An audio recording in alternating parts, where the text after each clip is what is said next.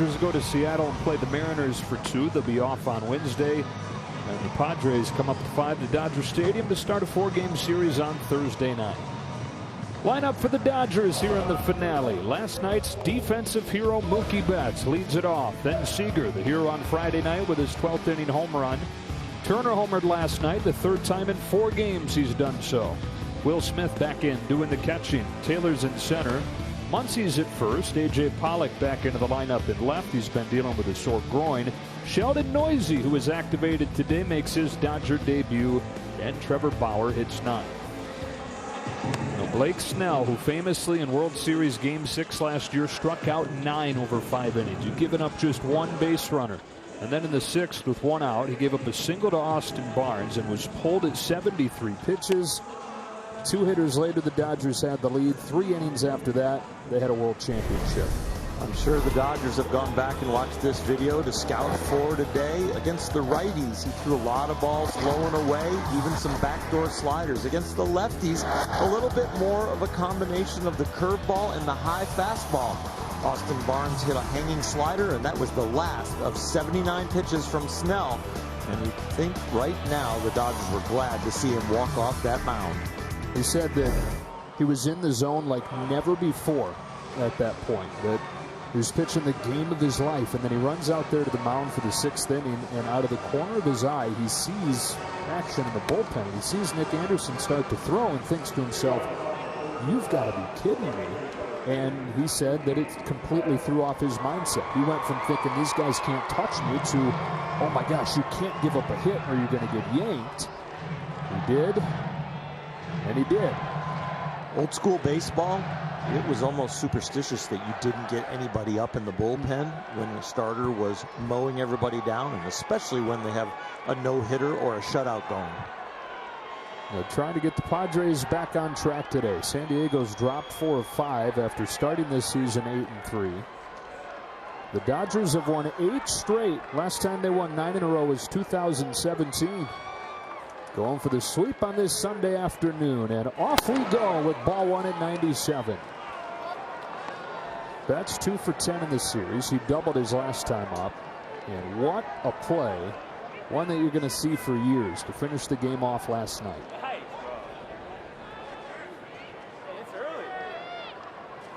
He's ahead 2-0. Here it is on StatCast, powered by Google Cloud. Based on the exit velocity, where he was positioned, all the other factors, a 10% chance that he makes that catch. And he just barely did. That has the speed of center fielders built into it, the route accuracy, and the great hands of Mookie Betts, who on a 2-0 pitch watches ball 3. 2/3 of the pitches that Snell throws are out of the strike zone. He relies heavily on the chase. And facing a lineup that so far this season has chased less than any other. No budge from Betts through 3 misses. 3-0. There's a strike 3 and 1. With the lack of control Blake Snell's experienced so far, he's only pitched 10 1/3 in his 3 starts, and that includes his last start Tuesday where Jace Tingler took him out in the 1st inning. Gave up 3 hits, he walked 2, and only recorded 2 outs against the Pirates. That's a little dribbler. Won't be an easy play. Throw just in time. Good play by Caratini.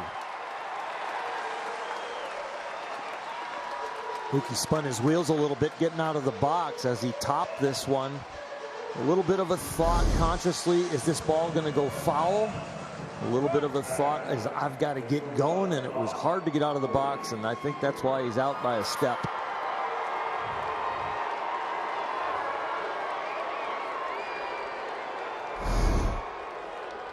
One away in this 1st inning, and it brings up Corey Seager. Go-ahead home run on Friday night, his only hit and 9 at-bats in this series.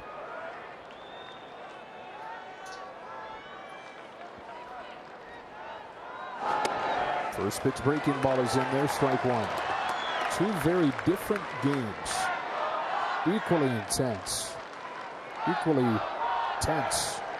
Equally entertaining. 11-6 on Friday night, 2-0 last night. There's the Dodgers' 4th shutout over this 8-game winning streak. 8-game winning streak overall, 7-game winning streak against the Padres back to last season, including the division series. On an 0-2, Seager swats one the other way, gently to Manny Machado. 5 at 6-3, 2 up and 2 down. Well, Turner comes up with the bases empty, a home run in 3 of his last 4 games. Top 5 in the National League in homers and runs driven in.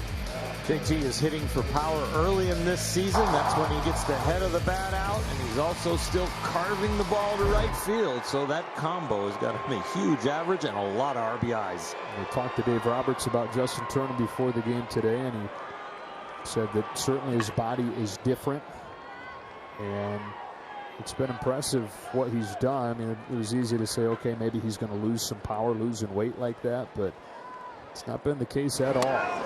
First pitch breaking ball is high, 1-0.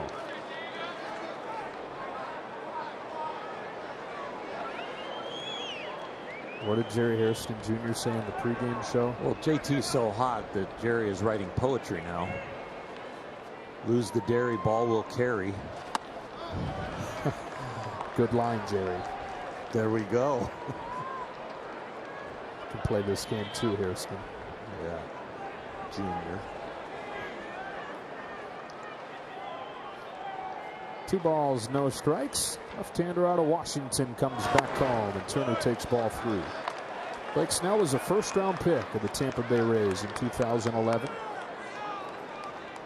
Debuted when he was 23 in 2016. Won a Cy Young in 18. 21 wins that year. 1.89 ERA. Pitching in the American League East. His 6th year with Major League time now, and the Padres, besides wanting a great pitcher, wanted a cost-controllable great pitcher. He was under control through 2023 at just $10 million a year. That's a 3-1 fly. Turner swings through it, 3-2.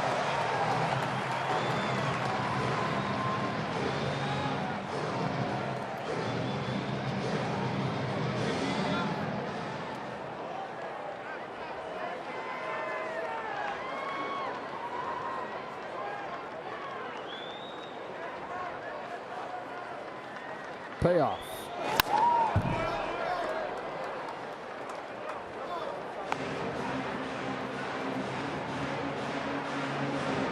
They're always looking for a way to beat the best teams, and now the Dodgers are champions. You know, the theory over the last few years was to try and stack left-handers against the Dodgers, even if you've got to pull one out of the bullpen to start the game as your opener. I think that was a huge thing for the Padres to find a high-quality lefty as they chase the Dodgers. Another payoff pitch. Turner rips it down the line, foul. As part of a great offseason, A.J. Preller in the front office pulled off for the Padres, not just getting Snell, but getting Yu Darvish, getting Joe Musgrove. That one didn't bring as much press, but through the first no-hitter in franchise history. And of course, the long-term extension for Tatis. 8th pitch from Snell. Here's strike 3 with a fastball. Dodgers down in order in the first. Trevor Bauer takes the ball, and you come back. Will bat lead off with Trent Grisham getting the day off, dealing with some quad tightness. Jake Cronenworth hits second. Only the second time he's hit there. Fernando Tatis Jr., Manny Machado, then Eric Hosmer out of the 5 spot. Pham in left, Jorge Mateo in center, and Victor Caratini does the catching for Blake Snell. During the 8-game winning streak, the Dodgers have a 1.92 ERA.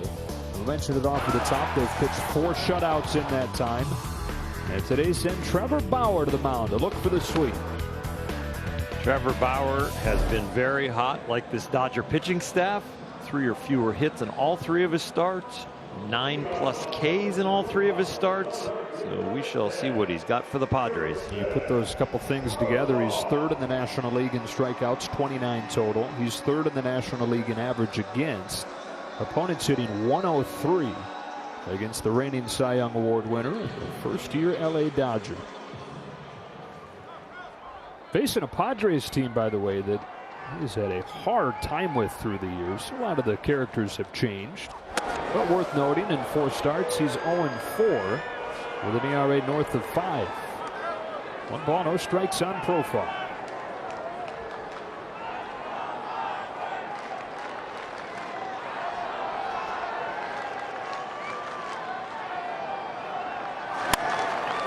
Pops up a fastball, back into play, 1-1.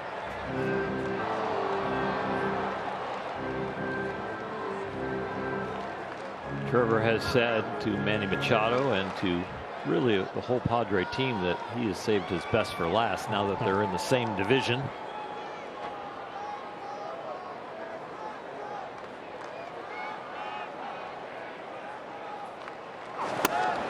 Swing and a miss, 1-2.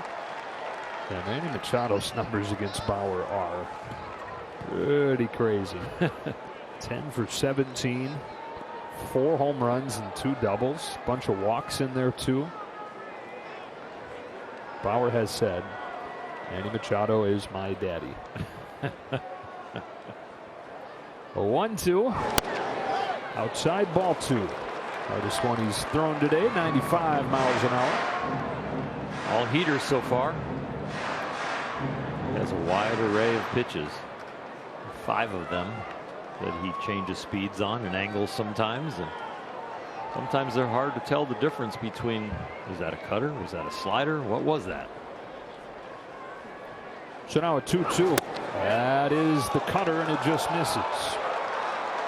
Opponents against that pitch so far, 1 for 14. The usage has gone way up this year. Good take. Solid check swing there. Just didn't start it enough on the plate to get a full swing. So now Profar, who has a couple walks in this series, waits on a payoff pitch and swings and misses. Strike 3. Bauer opens his day with a strikeout. His 30th of the year.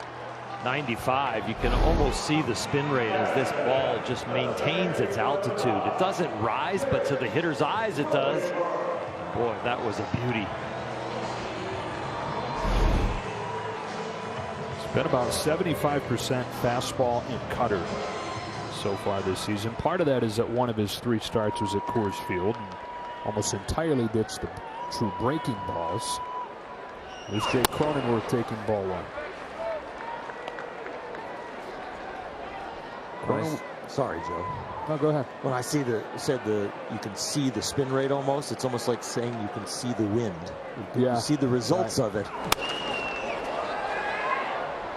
Those fastballs he's thrown today so far, they're really exceptional as far as what their action is. It's a great way to put it, right? You see the trees move, you see the wind, you see the swing on that fastball, you see the spin rate. Yep, exactly.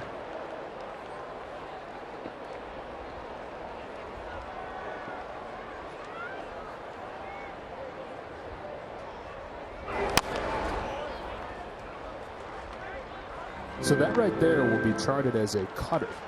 Yeah, it had slider action. You know, a little bit more depth compared to the one that he threw to Profar in the 2-2 count.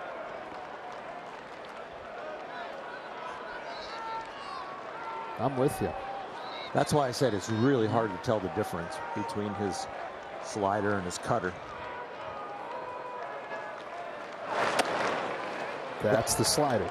Really, see, I would chart that as a curveball. And it all has to do with velocity.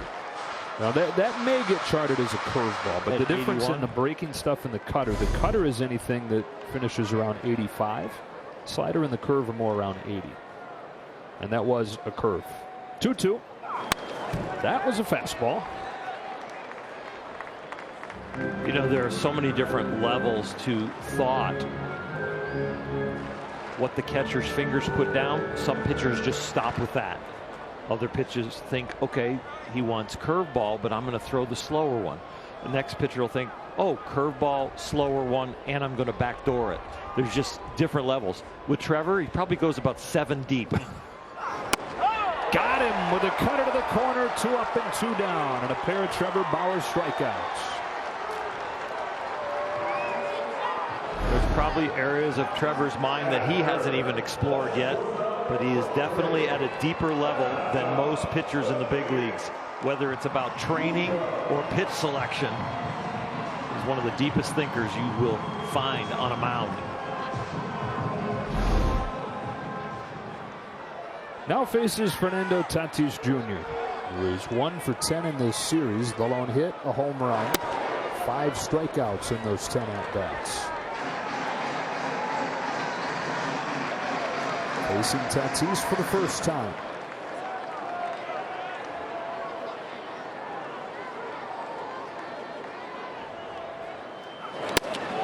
One ball, 1 strike. Kershaw really worked Tatis over last night, struck him out 3 times. On the year, the phenom is so talented but has been dealing with a shoulder issue, has struggled. He's 4 for 28 with 12 Ks. He's ahead here 2-1.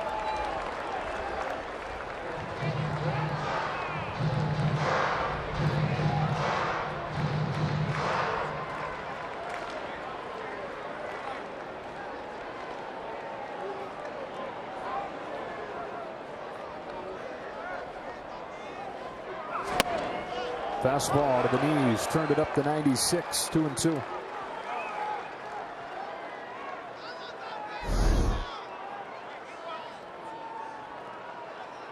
You do try and throw a ball average speed on your fastball or extra fast, but you can't gauge it by a mile an hour.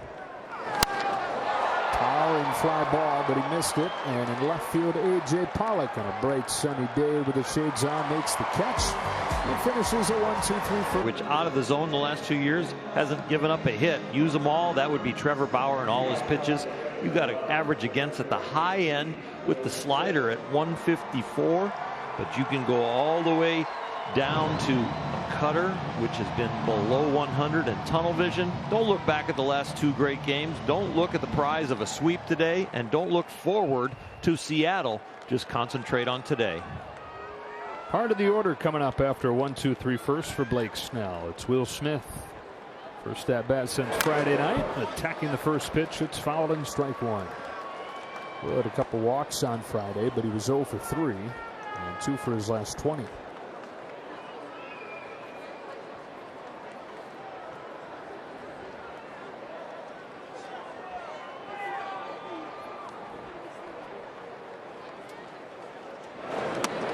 Slipped out of his hand. 1 ball, 1 strike. There's been a lot obviously made of Blake Snell getting taken out of Game 6 by Kevin Cash. What could he possibly be feeling when he sees that happen? How did he move on after that?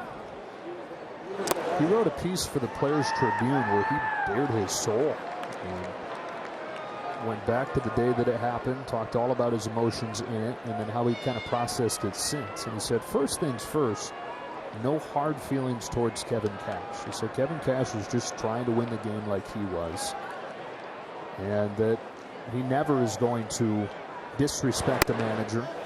That's a strike. 2-2 on Smith.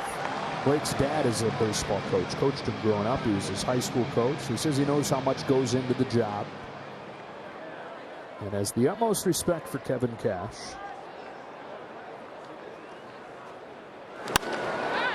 That said, one of the things that he was planning to do was this spring, when he got to Florida for spring training with the Rays, to sit down with Kevin Cash and basically plead with him to let him pitch deeper into games. Really wanted to be able to carry that as the staff ace. But he never got that chance. Obviously getting traded December 28th.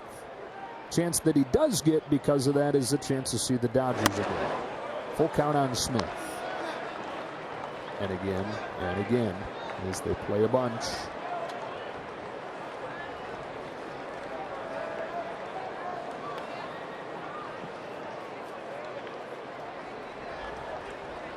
On a 3-2, Smith wraps a line drive, base hit left center. First base runner of the game for either side. Will Smith, the leadoff single. Will Smith shaking his hands like barrels are overrated. This is a little changeup. He might have got it off the end of the bat a little bit, but 90% of this swing is very good. You know, it's interesting what you say about staying in games and going deeper when Blake Snell's first Padres start. I think he got taken out before he finished 5, and the next 2 hitters that were coming up, he had struck out in the at-bats before. Yeah. Well, he's not pitched 6 full innings since July of 2019 as Taylor stands in. And the last time that he did go 6 full innings, he immediately was placed on the injured list, missed a month and a half with an elbow issue.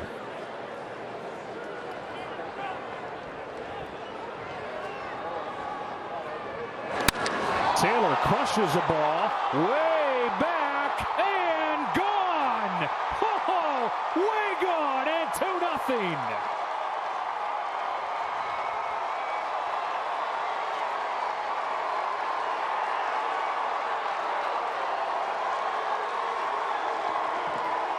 Second home run for Chris Taylor against Blake Snell.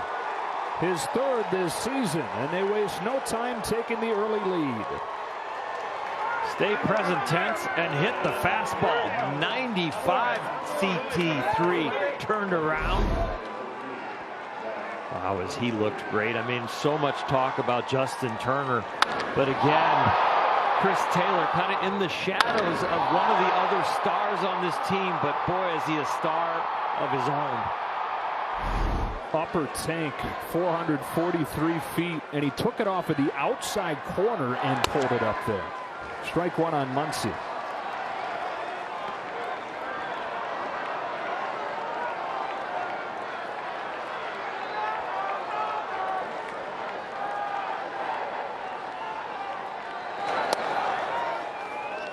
Didn't get the call there. 1-1.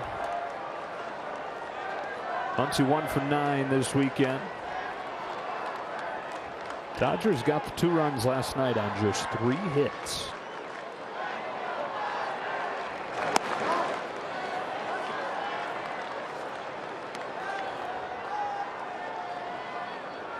That, by the way, was the 2nd longest home run of Chris Taylor's career.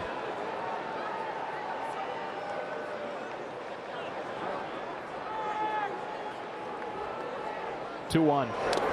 Ball 3. Dodgers unbeaten this year when they hit a home run.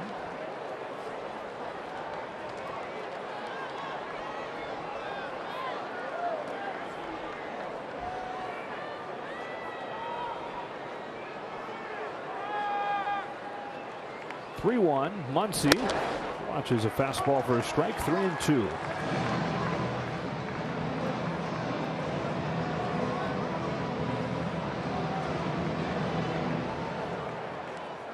Only 2 losses. Opening day and the final game in Oakland. To a late lead, lost in extras. Muncy down, swinging on a high fastball. Snell has his 2nd K.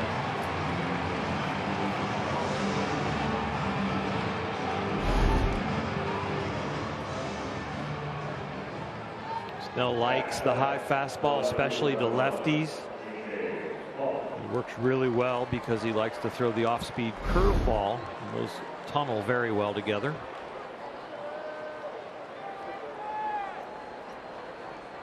On away, A.J. Pollock, first start of the weekend for him as he gave that sore groin some time to rest. Takes ball 1 from Snell.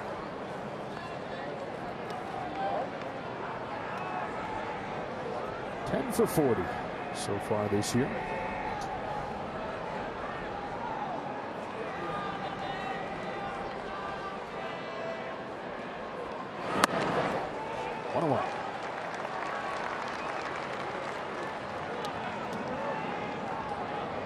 Never really thought of Snell as a big, strong guy, a power pitcher. Really thought of him more as a guy who gets a lot of chase, but he's 6'4" and bringing you 97. Hit a serious growth spurt when he's in high school. He was always one of the smallest kids, elementary school and junior high. Dad always used to tell him, you're going to grow. And if you keep practicing, you're going to be better than all these other guys eventually. Dad was right. 2-1 to Pollock. 2-2. I don't think of him as a big guy a little bit because the mechanics, he kind of crouches with that front shoulder, gives away a little bit of his height, but then once he gets out of the crouch, he kind of regains a little bit of it and some leverage. But he's definitely not one to get taller with the leg kick. Downhill with a 2-2 pitch. Pollock takes it low. Ball 3. Already 35 pitches thrown by Blake Snell. Part of the issue with him not being able to get deep into games is what you mentioned right off the top. Only about a third of his pitches are in the strike zone. So if you're not chasing, he's probably not going to be very efficient. His payoff is ripped down the line towards the pole and foul. The pole's not tall enough. It was way up there. Towards the pole, over the pole, and off the bricks. He hit it up there in the opera seats. Yeah, right.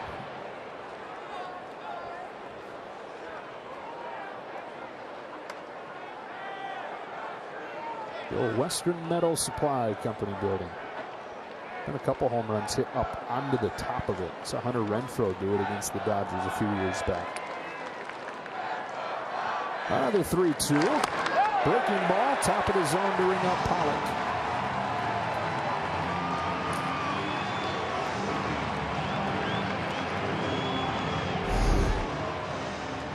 So close to a home run and so close to a ball.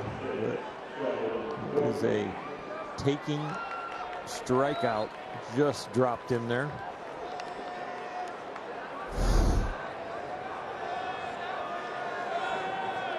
Dodger debut now for Sheldon Neuse. Came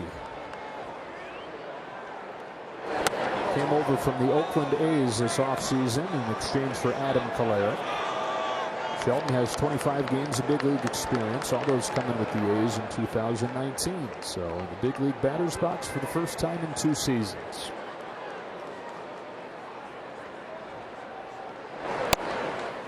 Neuse activated with Gavin Lux being placed on the injured list, dealing with his sore wrist.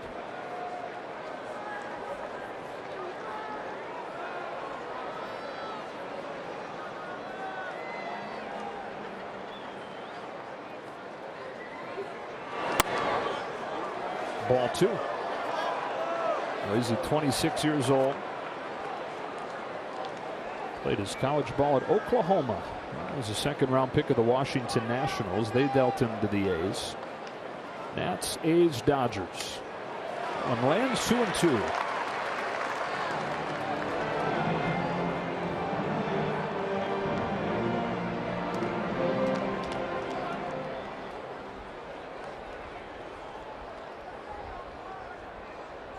Caratini showing confidence in his pitcher. He blazes a fastball by Neuse. And after the Taylor home run, 3 straight Ks for Snell. But it's Taylor who hammers the ball into the upper deck in left center field to give the Dodgers a 2-0 lead. With it, during spring training, he faced the Padres. Machado didn't make the trip to Camelback Ranch, and Bauer said, "I think he's dodging me already." But look, it hadn't been too competitive. We haven't been in the same division, but now we are. Most of the meetings before, Bauer was in Cleveland, Manny was in Baltimore. He saved his best stuff and saved it all for now. He had his time. This is my time, and I'll flip that script real quick. Says it all with a smile on his face. He's a entertainer. Well, here's page 1 on the script.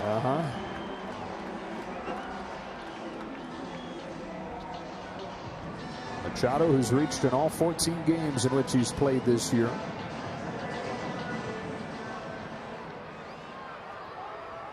Three hits, couple of walks, 3 runs scored this weekend. Here we go. Page 1, Bauer against Machado, and he spins a cutter to the corner for strike 1. Because we just couldn't figure him out. Homer after double. He had Manny sign a glove for him just for his own personal collection. That's a bouncing ball through the left side, base hit. Improves on that .588 average with a leadoff single. Anyways, Manny signs the glove and says, "Trevor, keep doing your thing. Keep throwing me fastballs so I can keep getting hot off of you." And Trevor said, "Thanks for the glove," and thanks for the tip. He likes fastballs from me. So the next time he faces him, he throws him a curveball. He swings and misses. Throws him another curveball. He dribbles it in front of the plate. And he says, "I got it." He gave away his secret. He just likes my fastballs. I'm throwing him nothing but breaking balls now. Manny comes up again. Slider just off of the corner. Manny doesn't budge. Same thing on the second pitch. Same thing on the third pitch to get the 3-0. That's ball one on Eric Hosmer. So Bauer goes, okay, I'm going to throw one fastball here. 95 inside corner, right where he wants it. On a 3-0 pitch, Manny hits a missile out of the park to center field.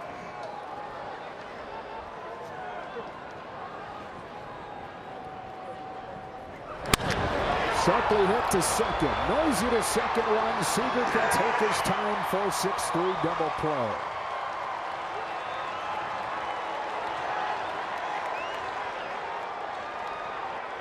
That is our All-State good hands play today. Hosmer looks like he hits it harder than Manny Machado, but it's right at Noisy. And wow, for a kid in this Dodger debut to be that calm, there's some good hands and some nice poise. Routine for Corey Seager because of that nice play at second. Wipes the bases clean, brings up Tommy Pham. Perfectly placed, strike one. Bauer said it was kind of a running joke in the dugout in the clubhouse that he couldn't figure out Machado, but then kind of thought that he had. And he turned around, watched that home run fly out, and Francisco Lindor, his shortstop, had squatted down and was covering his face trying to hide the laughter. 0-2. You said you weren't going to throw him another fastball. But the count's 3-0. Yeah. Right, hit the spot. Uh-huh.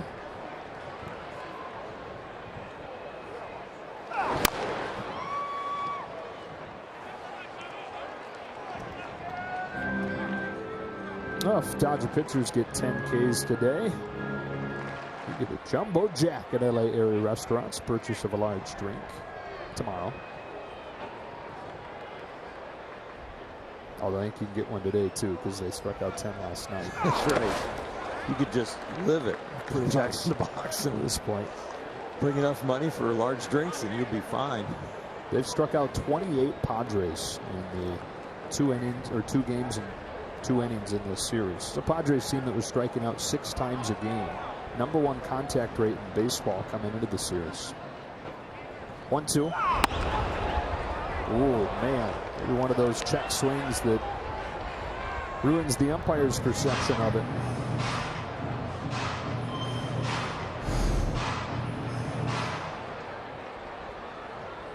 Well, that's a beauty, but it doesn't get called. So on 2-2. He goes back to the fastball. Pham lifts it towards the right field corner.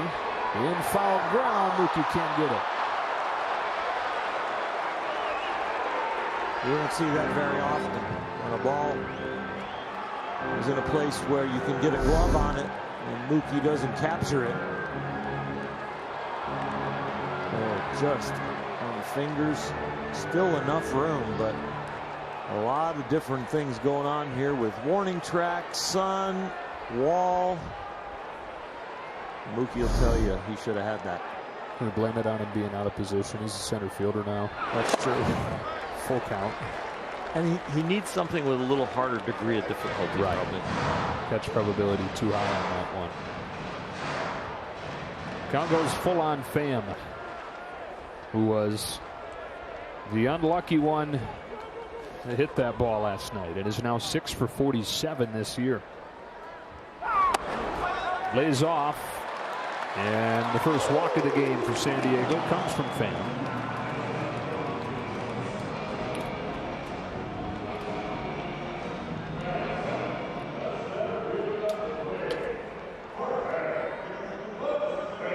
The inning kept alive for the 7-hitter Jorge Mateo, making only his 3rd start of the season. Had a pinch hit appearance on Friday night, got hit by a pitch. They're making the start today with Grisham out.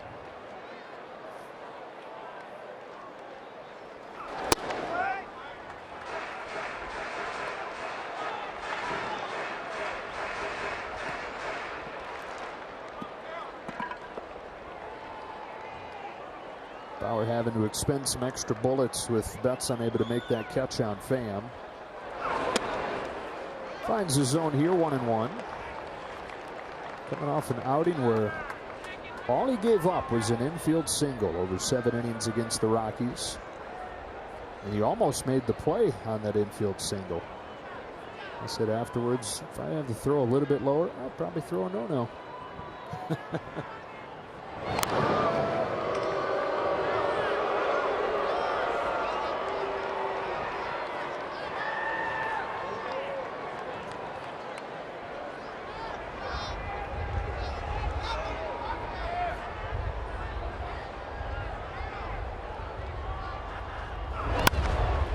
Ahead 1-2.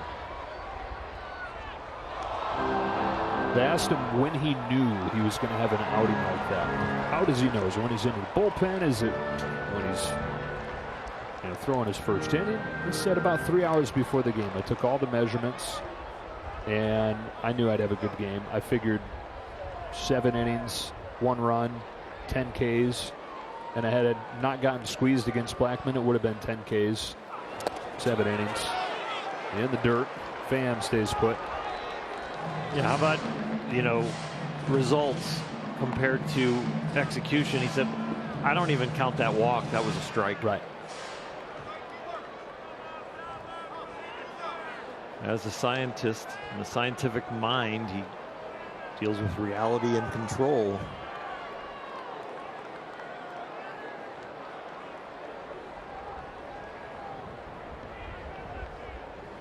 Here he comes with the toss at first.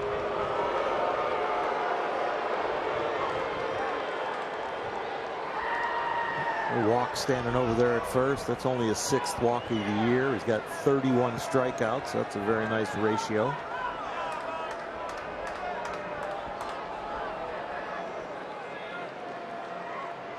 There goes Pham on a 2-2 that swung on and missed. 97 for strike 3. Bauer with his 3rd K. 2-0 after 2 innings.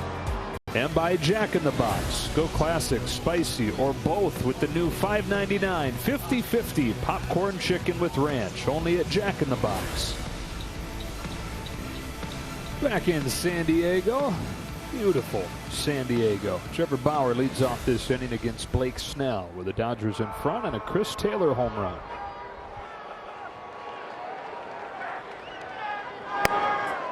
Ball 1 from Snell, who struck out 4, giving up 2 hits.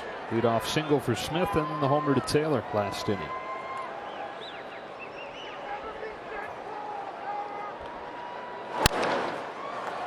Chopper to third. 1 out. Download the MLB app to get in-game video highlights, live pitch-by-pitch, breaking news, player updates, stats, leaderboards, and more for your Dodgers and the rest of Major League Baseball. Here's Mookie Betts, who was on deck when Kevin Cash made that infamous move, taking Blake Snell from the game, and looked at Dave Roberts and said, "Can you believe this? Here we go." And Nick Anderson comes in. Betts promptly doubles, put him at 2nd and 3rd. Then a wild pitch, then a fielder's choice, and just like that, they've gone from down 1-0 to ahead 2-1. And a few minutes after that, clinched the World Series. Ball 1. He has a home run against Snell in their career matchups. A bunch of those, with Mookie being in Boston and Blake being in Tampa Bay.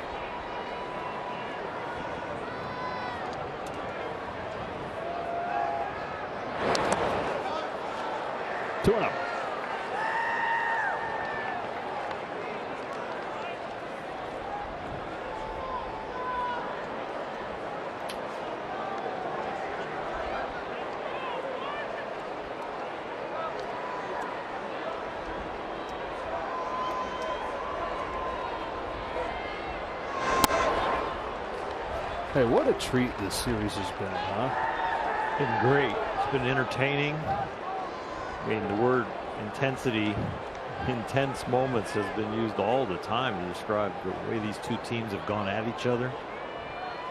It's felt like October, the middle of April. 4-pitch walk for Mookie.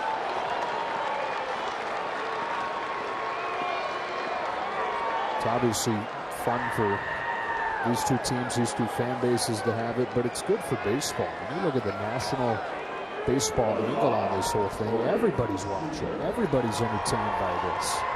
And it's not Yankees-Red Sox because it doesn't have the history of Yankees-Red Sox, but people are talking about these two teams being the two best teams in baseball. And the eyes of the baseball world on it, similar to the way the eyes of the baseball world were always on Yankees-Red Sox early part of this century.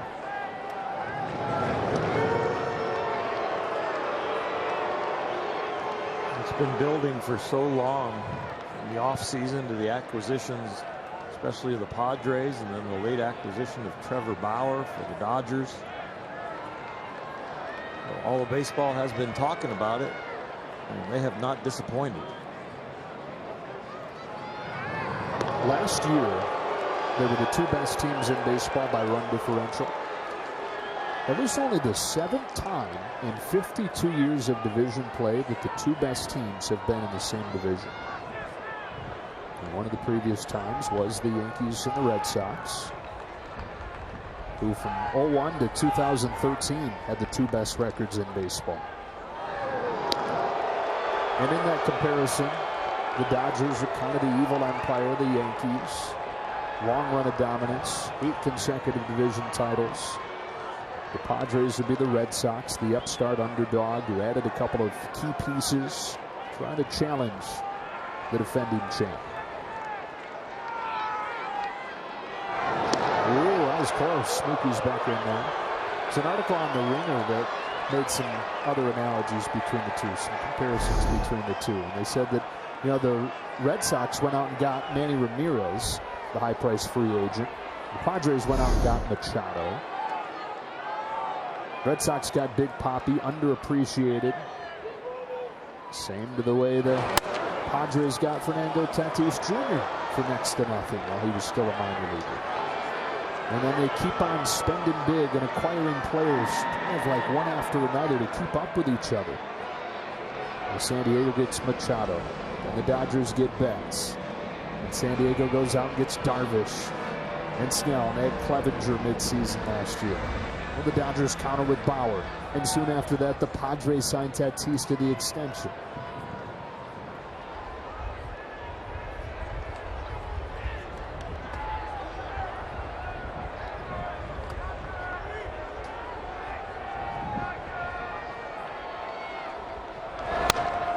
One ball, one strike on Seager.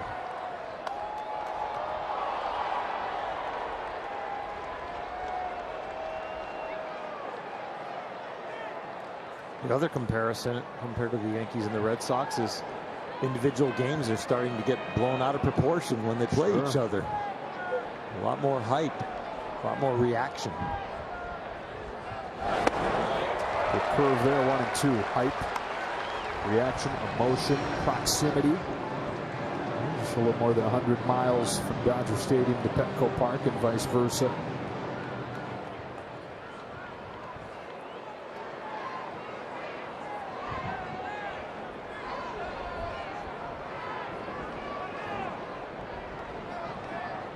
That's at first with one gone as the 1-2 flies home. And Seager takes strike 3 call. He's 0 for 2. Snell has 5 punch outs.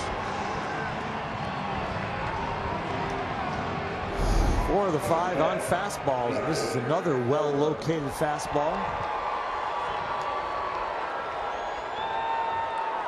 Right there.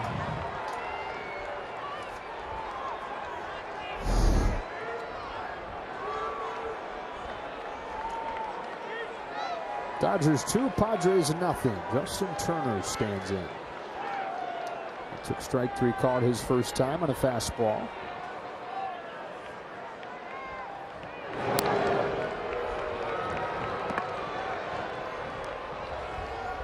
Padres have done most of the running this series. Mookie Betts, though, capable of stealing second here, especially wanting to get there with Justin Turner up and 2 outs.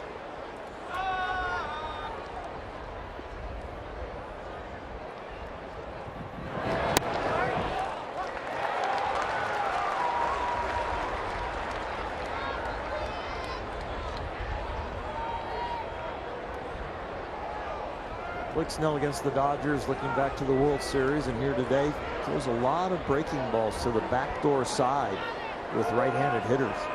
World Series, that's how he got Mookie Betts out, right there with a curveball to the backside to Justin Turner.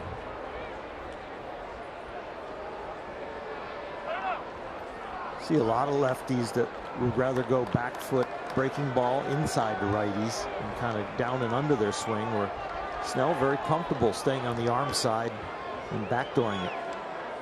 And the Dodgers this season against left-handed breaking balls, they're 18th in the majors in average, 25th in the majors in slugging. Not too many things they've struggled against, but breaking stuff from the left side, you want.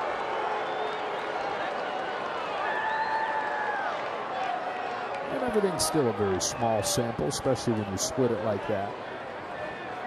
15 games into the year, 13-2. Snell paying a lot of attention to Betts.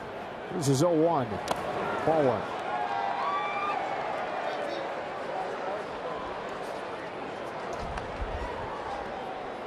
A couple things go on in your mind when you are Blake Snell and you're paying attention to Betts. You also have a hot hitter in Justin Turner at the plate, and it's not a bad thing. You feel a little bit more confident when you take a longer time between pitches to a hot hitter, so he doesn't really have that quick reaction to what you've been doing. Reminds me of another Yankees-Red Sox parallel that Dave Roberts talked about during the press conference before the game today. Long at-bats and long games as the teams grind on every pitch.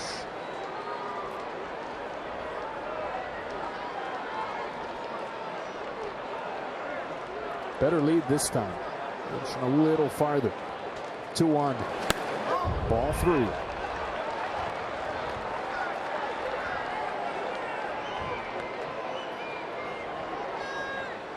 I think the things that you do subconsciously become conscious when you have a great opponent. You know, you're just kind of playing the game when there's a little less respect for who you're playing. But the moment you respect your opponent, that some of those unconscious things of playing baseball become very conscious, take a little longer. I think that's the definition of grinding. It's just that extra level of thought. The subconscious becoming the conscious and really detailed. This one, you are glad you have the full mask on, the hockey mask, where the pressure really is dispersed.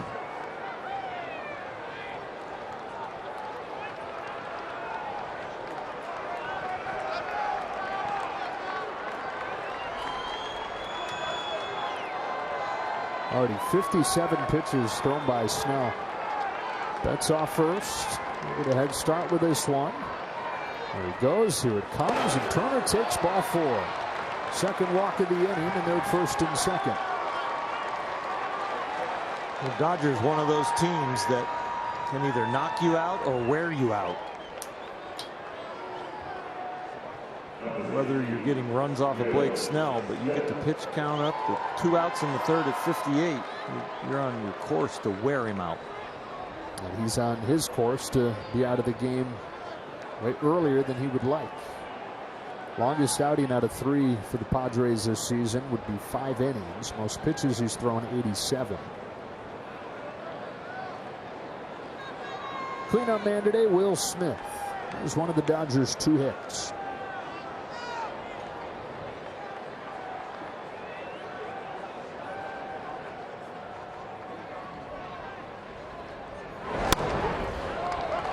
Off the top of the zone, strike 1.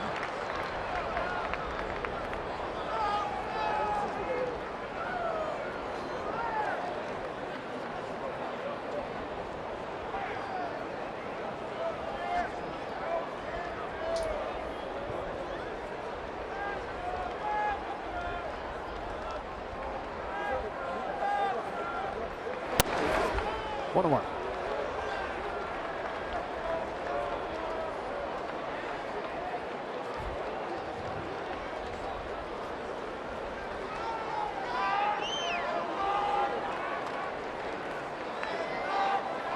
Number 1 2-out offense in baseball. Both runs they got last night came with 2 out.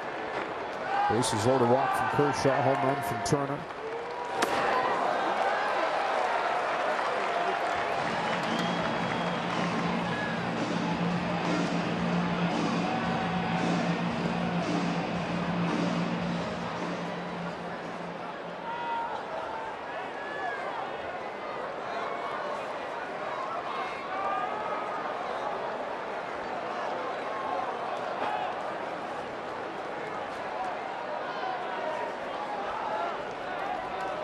Boy, this has been a slog of an inning for Snell, hasn't it?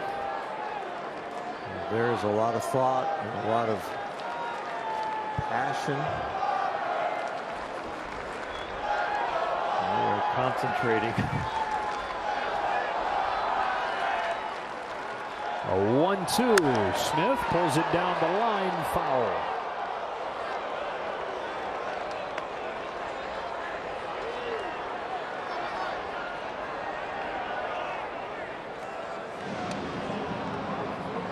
A really good combination for long at bats, though. You talk about the Dodgers and their ability to not chase and make you throw strikes, and Blake Snell, who has outstanding stuff and wants to get you to chase. Even when he gets people out, it's usually a deep count. 21st pitch of this inning, which seems like a lot. Then you look and see what he's at total, and it's right on target. 2 on, 2 out, and another 1-2 to Will Smith. The Dodger catcher fights it foul, and will do it again.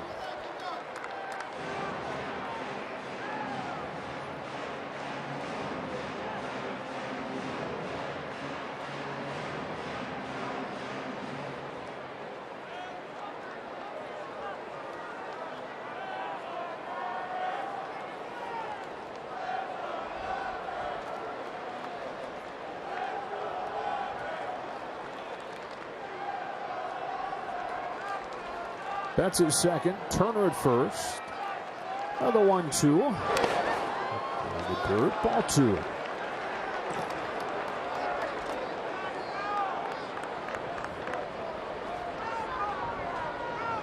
This is the action pitch.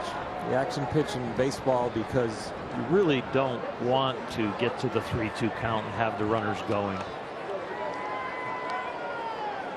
It's almost like a sure double in a 3-2 count. Scores the run. And a sure double here with the runner still in position, just taking a secondary lead. You only give up 1 run. 7th pitch of the AB. Taken low, full count, and now they'll get a head start. Advantage Dodgers 1 pitch later with the runners moving.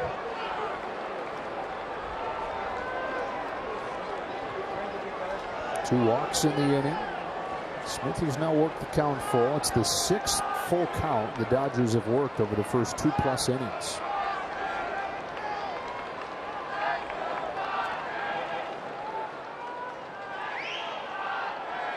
There they go. Here it comes. Smith hits it in the air, down the line, into souvenir land. There's just so many edges for pitchers to give yourself a chance to win the game or to eliminate runs. Not getting into 3-2 counts with men on base. Holding runners really well, not giving up stolen bases. Getting your bunts down. Fielding your position. All the things around having stuff and command and being able to strike a hitter out. There are so many little things in the game that if you do it over the course of a year, you might win 1-2 more games. And what's that worth? Only about $2 to $3 million. I don't know why you wouldn't concentrate on them. Yeah. I mean, every little edge is important. And if you can get a whole staff to do that, you're talking about 10 or 15 extra games at the end of the year that your team wins.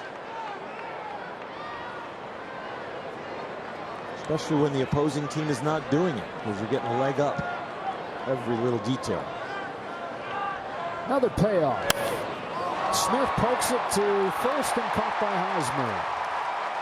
Mercifully, Snell throws the pitch, and the inning comes to an end. Dodgers lead 2-0.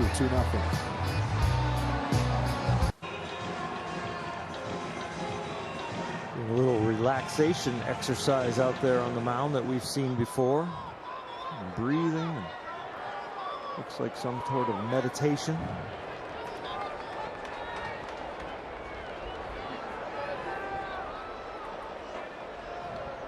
That is ball one.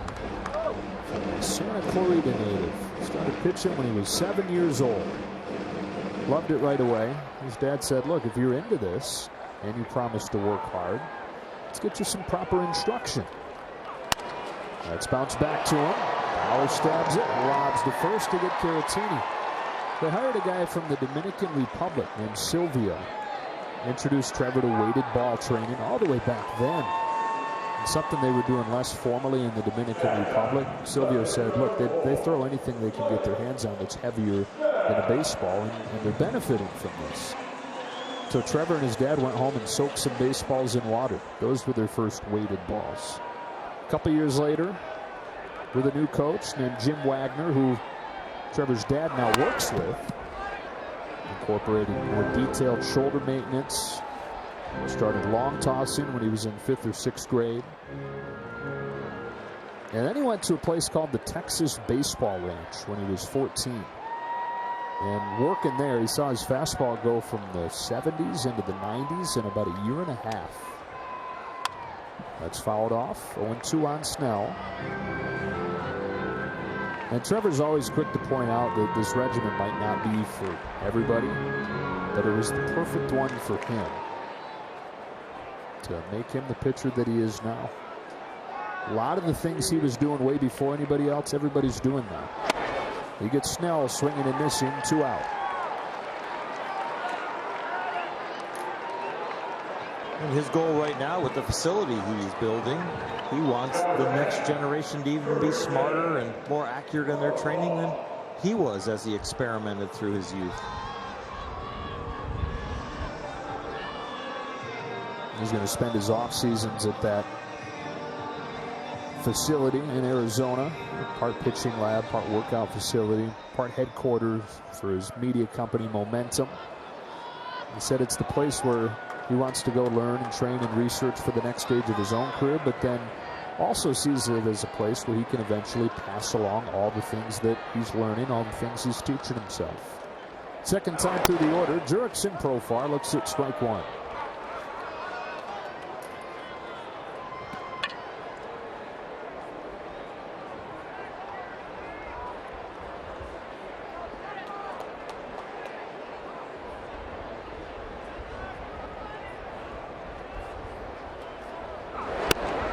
One.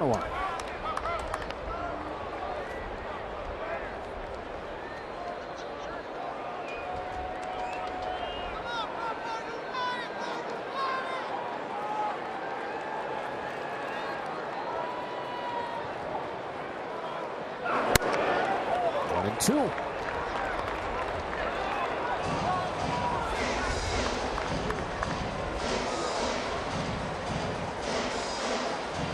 We see bouts of erratic command from Trevor Bauer, but we also see these long times where he is just locked in and hitting his spot perfectly.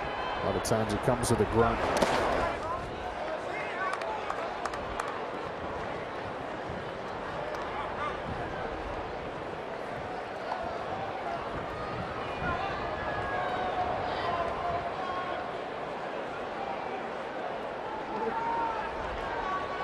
Struck Profar out with a fastball to open the game. It's one of his 4 Ks so far.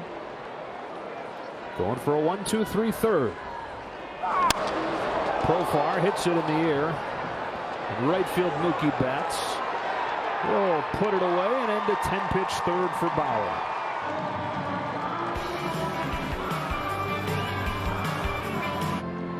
Dodgers looking for their 9th consecutive win. It'll be the first 9-game winning streak since 2017.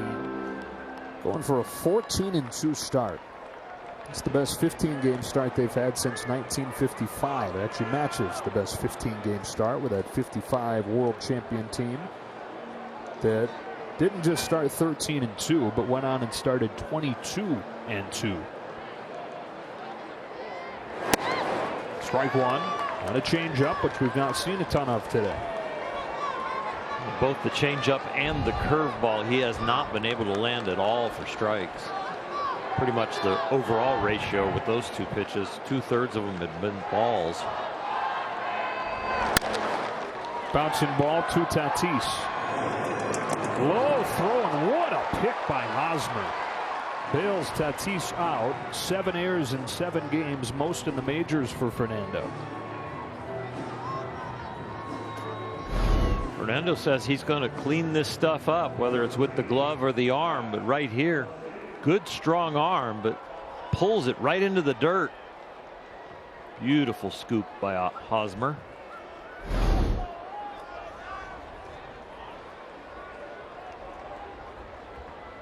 One away in the 4th inning brings up Max Muncy, who struck out his first time. For more on Max, here's Kirsten.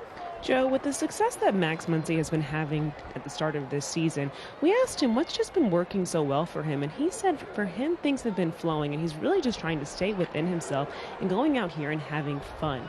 The focus is doing something to help this team win, and right now it's just not getting in his head, going out there and having some fun. And he's had a chance to do that every day. The only Dodger not to get a day off yet. Although Dave Roberts mentioned he's tossing around the idea of resting Max. Game 1 in Seattle tomorrow. Curve, strike 2.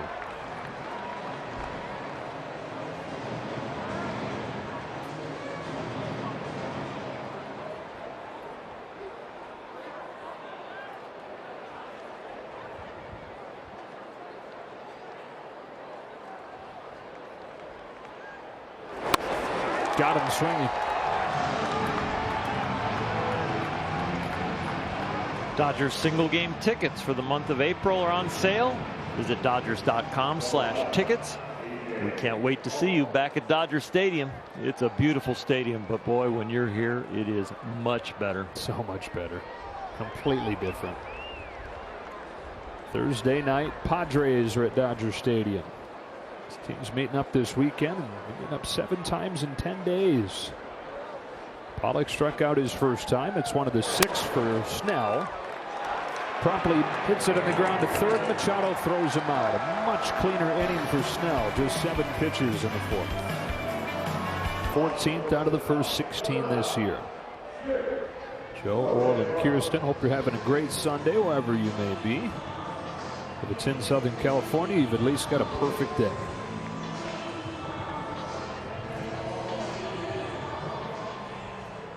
Doesn't get much better than this. Perfect weather, clear blue sky, 2 great teams on the field battling it out. Maybe you get the grill going, smoker fired up. We're going to. Jazz playing. Jake Cronenworth, ball 1 from Trevor Bauer. You've been very nice on our Sunday barbecues to pick a playlist for a little older gentleman. Yeah, well, the thing is, I guess I listen to a playlist for an older gentleman. So I'm not necessarily tailoring that to you. Doggone it. I thought that was like very nice as a host and hostess. Got the music on for our guests. All right, we can call it the Oral curated playlist. Little Count Basie in there. 1-2. Louis Armstrong. It hasn't always been that, but that has been part of it. I mean, I usually get you hyped up when you walk through the door with a little M&M. Yeah. Got more than 1 shot to go.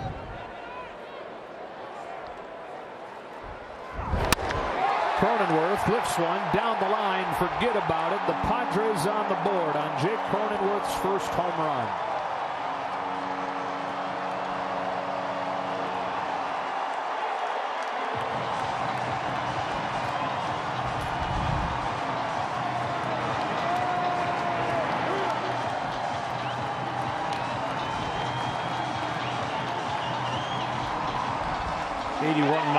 Curveball, which headed traditionally to a left-hander's sweet spot. Down and in. You dropped the head of the bat, and he didn't even let it get down, but it's definitely in, and he stroked it perfectly. Ball's crushed. Now Tatis taking strike one. 6 of the 7 runs Trevor Bauer has allowed this season have come off home runs. And any rallies getting strung together against him. League hitting around 100.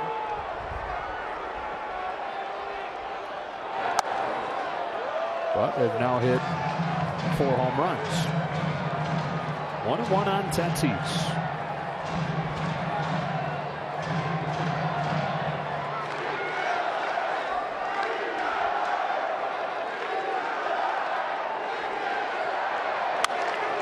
That's a shot caught by Turner. Look what I found. That was another curveball. Coming into today, the curveball was only being hit at an 0.77 clip. And Cronenworth hit it for a home run. Whew. Tatis almost took JT's head off. Glad you've got leather on your hand.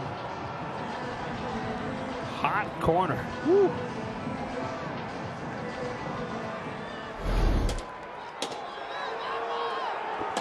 Two-one, bottom of the 4th, 1 gone for Machado. He continued his dominance of Trevor Bauer with a base hit his first time. 11 for 18 against him now. Ball 1. There's a curveball to Manny. And I was mistaken on that bullet to Turner. That was a slider it got charted as.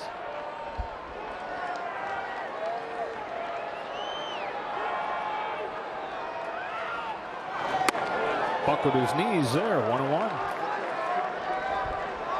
There's some guys that are hard to catch, some guys that are hard to ump for. There's some guys that are hard to chart. That's Trevor Bauer. You Darvish. Yeah. I saw the same thing. Oh, got a chase on one that bounced. 1-2. Well, it's been advantage Manny with the history they've had and today. Today Manny's got the base hit. Trevor grounded out to Manny. Right. So here's round 3.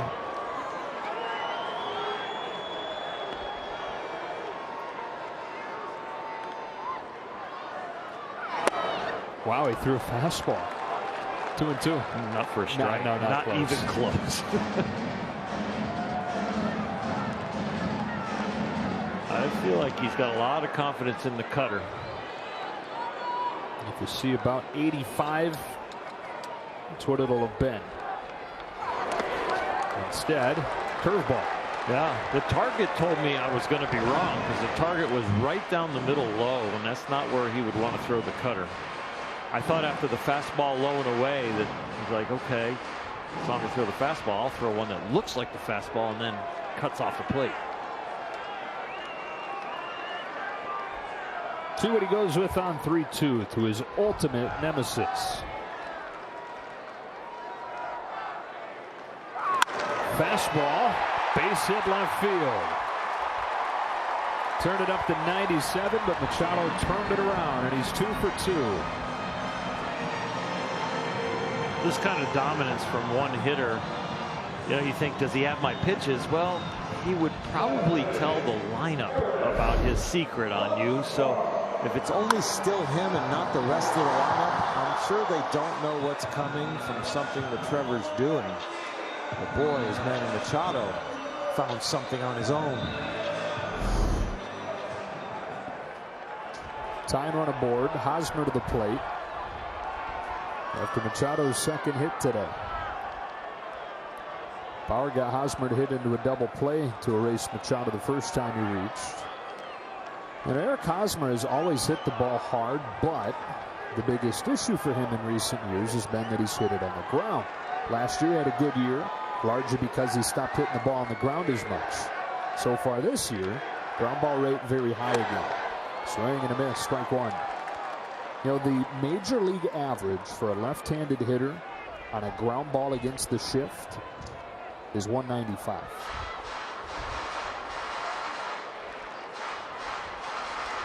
So if you can't elevate, you're probably not getting a hit. Assuming you're not trying to go the other way with it.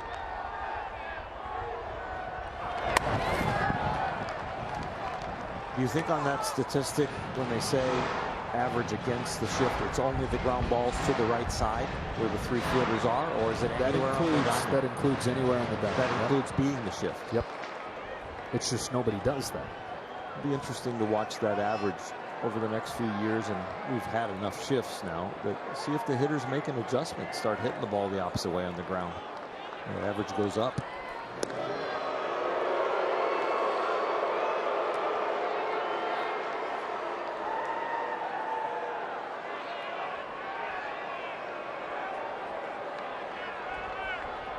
Man, he's got to be getting too sore to run. All the aches and pains he had for the first game. Shoulder back. Although he's stolen 4 bases. Tied for the National League lead. 2 in the 1 game against the Dodgers. That was his first multi-skill game in 6 years.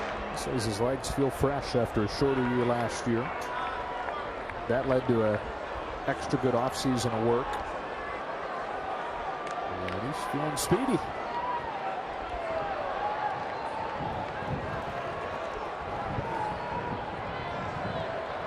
Good lead at first for him. Not running. Hosmer takes ball 2.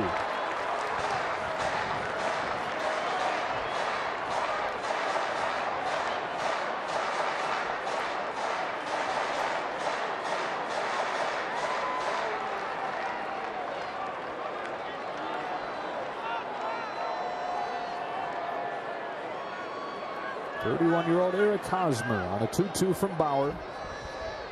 There goes Machado.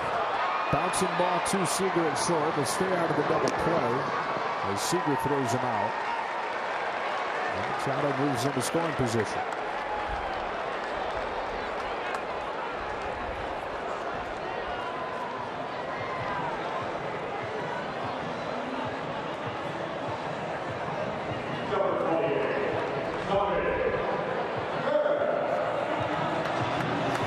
Slows down a little bit. Runner in scoring position. 2-1 in the bottom of the 4th. Seeing a hitter for the second time.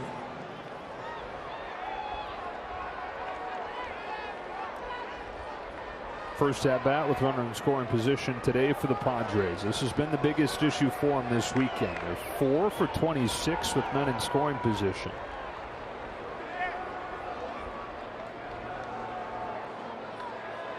Bauer's first one is high, ball 1. And not really just this weekend, but all year. While they're 5th in on-base percentage, so they're getting them on. They're 24th with runners in scoring position. They ain't getting them in.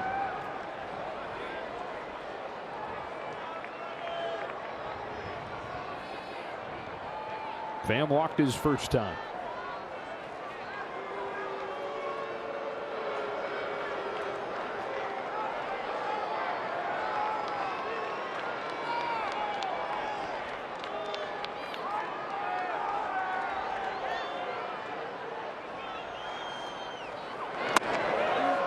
Ball and a strike.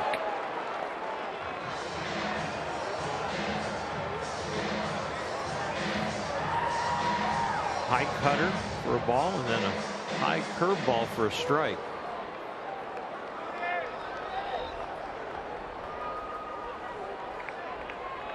See what he goes with on 1-1.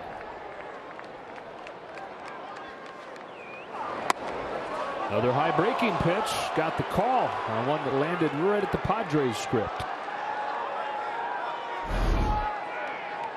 Trevor might be one of those transition innings as far as energy, where he's got to get used to a new energy level where he hit a little wall because he's had a lot of mistakes up this inning.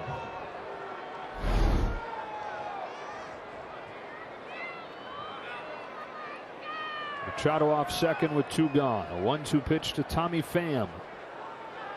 On the way, fastball is fouled back. Well, he's been froggy, though. We've seen more 97s in this game than we have over his first few starts.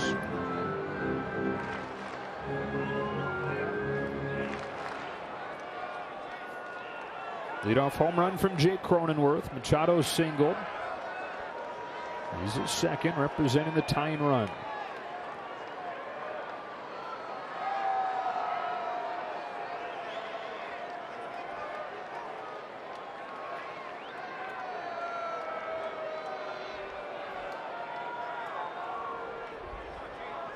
When they twirl their fingers like that, that means they're starting completely over, not just going to the next sign.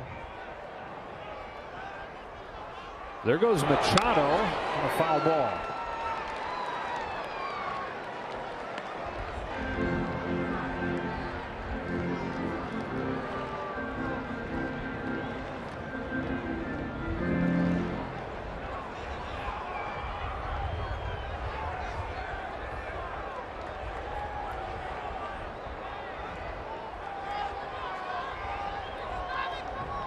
First base open and a 1-2 count. You just don't want to make a mistake. You've got a lot of room for error here, but don't make it over the middle of the plate.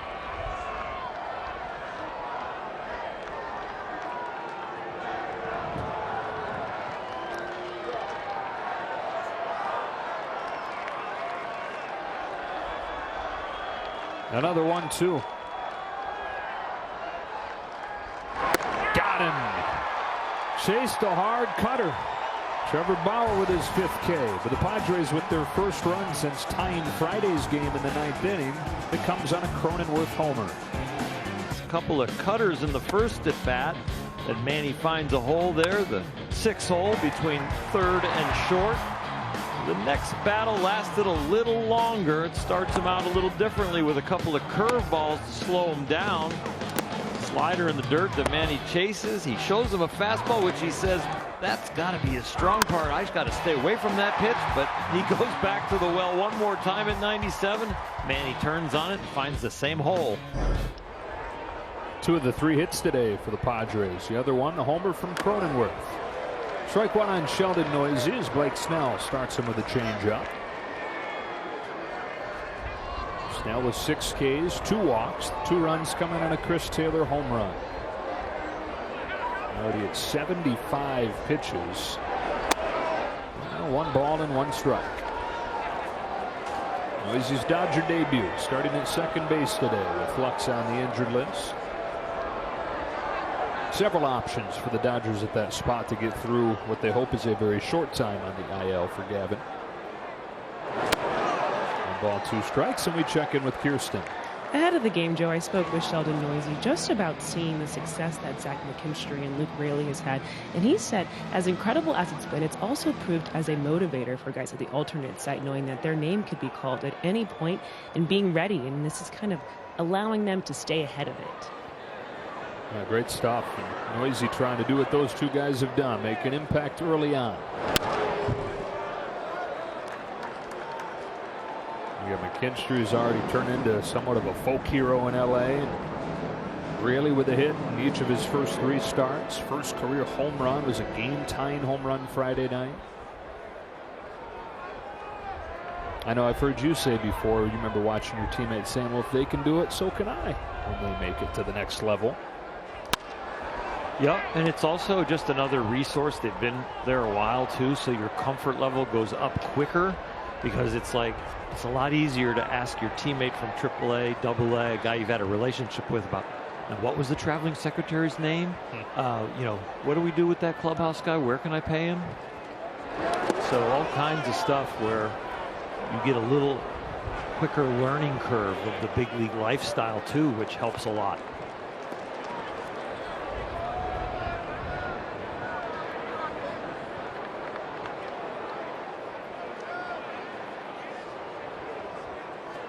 Sheldon Noisy leading off this 5th.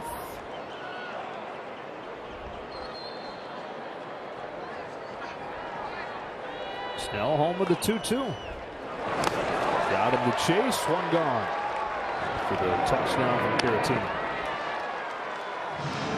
Join the Dodgers at-home subscription program and unlock access to exclusive digital content, early access to sales and special events, and quarterly curated bonus gift boxes delivered to your doorstep. To subscribe, visit Dodgers.com/Dodgers at home.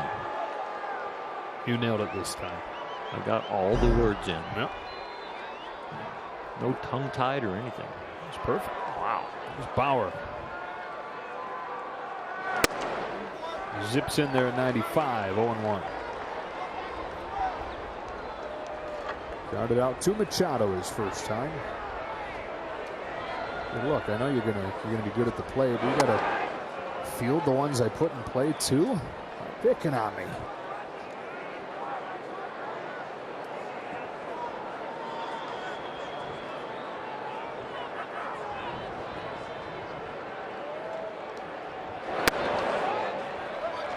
One and two.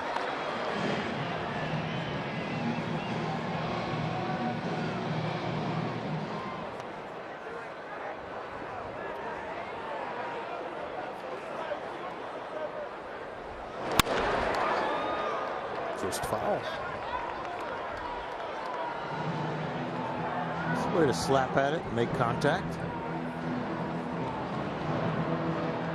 I just think that should be the pitcher's goal. Just go up there with an attitude, take batting practice with an attitude of, I am not going to strike out. You know, Clayton Kershaw, the way he battled Darvish, you know, gets down in the crab crouch and shortens his swing and just trying to play pepper. And in Clayton's post-game interview after the great walk that forced the run in, he said, I was just trying to be, what was it? I wanted to pester him, trying to be a pain.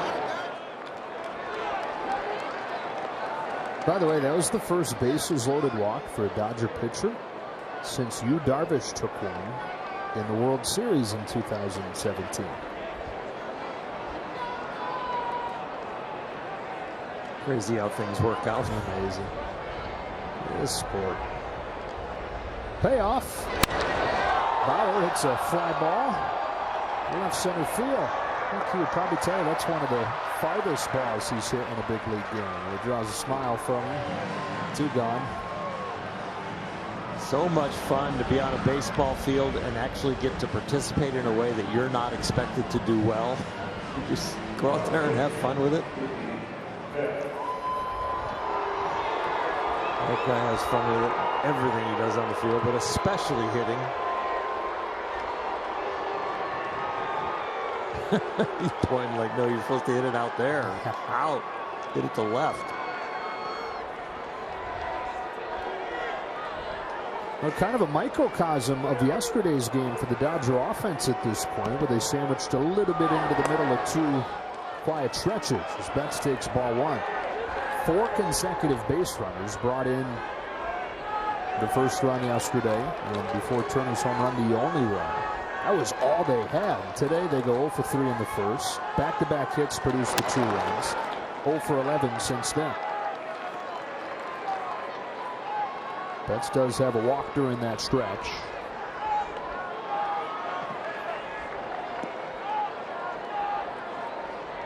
And here they are with the lead. And there they were last night with the win, despite getting just 2 runs on 3 hits. But isn't it typical playoff baseball? First game, both teams kind of play ugly, but it's an amazing game. It's neck and neck. Extra innings. Offenses fail until they get to the 12th. Then the pitchers duel yesterday, and it is. And then here again, a 2-1 tight one. This is like playoff baseball when 2 good teams get together. Austin Adams down the Padres bullpen starting to loosen. 2-2 on Betts. By the way, that was the farthest hit ball of Trevor Bauer's big league career.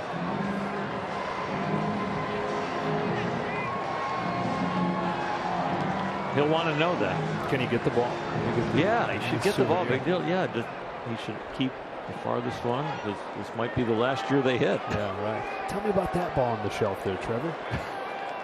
It's a fly out to center in San Diego.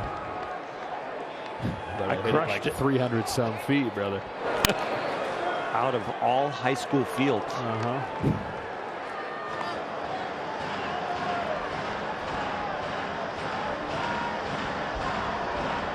That'd be hilarious if Clayton would take the ball from the game bag right on it. Longest ball Trevor's ever hit. Put it in his locker. 2-2. Full count. Snell, most pitches he's thrown in a game this season. And out away from matching his longest outing in terms of innings. You know, Blake wants to go deeper into games so that he could take a page out of Clayton's book, which is throwing a lot more strikes. Really hard with the way he attacks hitters and around the edges, and throws a lot of balls to to go deep into games. You can do it, but you got to throw like 160 pitches. Yeah. 8th full count. Here it comes. Mookie swings and a cue shot roller. Right side of the infield. Hosmer feeds Snell, who just gets there in time. So he retires them in order again. Halfway home in San Diego with the Dodgers in front 2-1. 2-1 game to the bottom of the 5th. Trevor Bauer finishing off Tommy Pham with his 5th strikeout of the day. 5 more. Everybody gets free Jumbo Jack tomorrow with the purchase of a large drink at LA area Jack in the Box restaurants.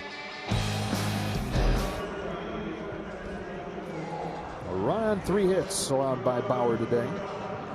The run coming on a Jake Cronenworth home run that led off the 4th. The other 2 hits, Machado singles.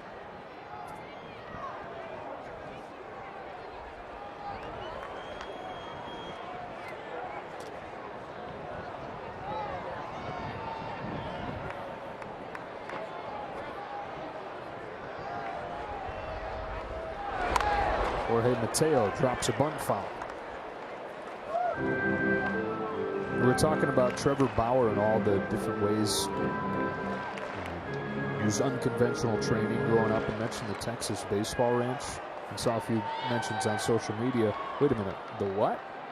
Texas baseball ranch. Kind of like it sounds. Out in the middle of nowhere, north of Houston. You drive down a dirt road, and that's where you find it. 1 ball, 1 strike. The pitching area there has been described as like an aluminum can stuck in the ground on its side. So a hanger, if you can picture an aluminum hanger. And it doesn't look like much, but Trevor says it's his favorite kind of place, because if it doesn't look like much, then all the focus has to be on getting better, on all the right things. No time spent making it pretty. I bet you it's a fun place to make the mitt pop. Oh man, like in half a can. Yeah, protecting you from the wind and the rain, but some good sounds. So old college player named Ron Wolforth who started it, and he said the whole goal of it is to help guys get back to their natural delivery. That deliveries have become over-instructed. And Trevor came to love that place so much that he would stay out there instead of a hotel. He'd stay with Ron and his wife at the ranch. Mateo climbs the ladder to pop that fastball up. And at third, Justin Turner. The wind may be doing something with it. Trips over the bag but makes the catch. Justin smiling because he knows if that happened to one of his teammates, he would be laughing with them and at them. And so now he is the butt end of this joke. Or should we say the face first end of the joke?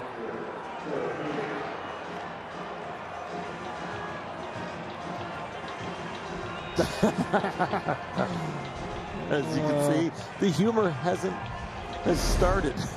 Oh my gosh, Ray. Breaking character. 2-1, bottom of the 5th, Caratini. Bounce back to the mound his first time he's put it in play in this series. Previously struck out in all 5 at-bats.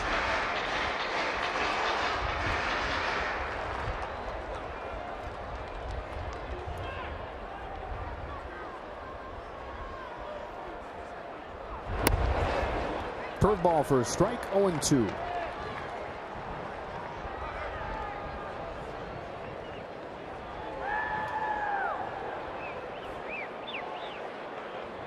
Got the shift on for the catch, Caratini. Ha-Sung Kim is in the on-deck circle.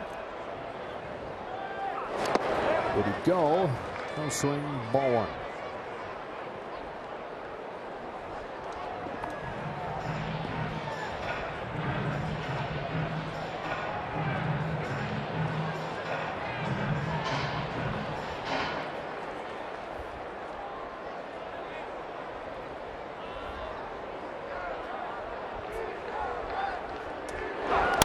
Another breaking ball. Edge of the track and right. Mookie Betts, 2 out. And now a word from Morongo. Morongo, keeping you safe. The good times are back. So the day officially ends for Blake Snell as Kim heads to the plate. Mark Pryor comes out for a visit. Routine at this point. Pitching coach visits when there's a pinch hitter. You don't get charged for those. That's almost a forgotten thing now, right? That you only get so many mound visits. It really is. Very comfortable for all of baseball. They barely even think about it. I mean, they do think about it in the game, but it's just kind of a part of the game now. Rewired you? Yep.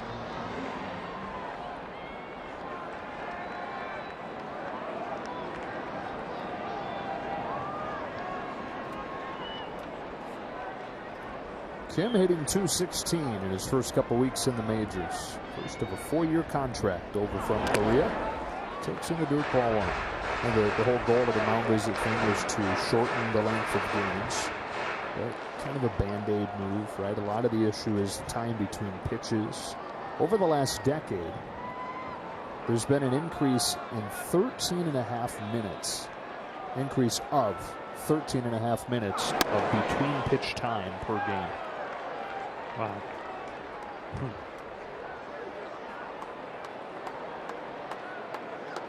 Snell, really slow worker today. An example of some of that. Outside corner, strike 2 on Kim.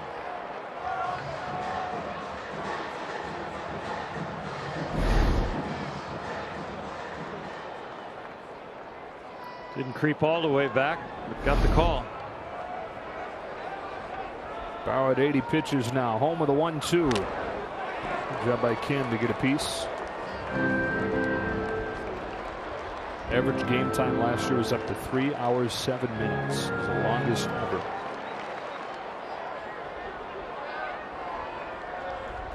The game Friday night. 4 hours and 57 minutes of pure entertainment, though. It sure was. It's just fine if it feels like that.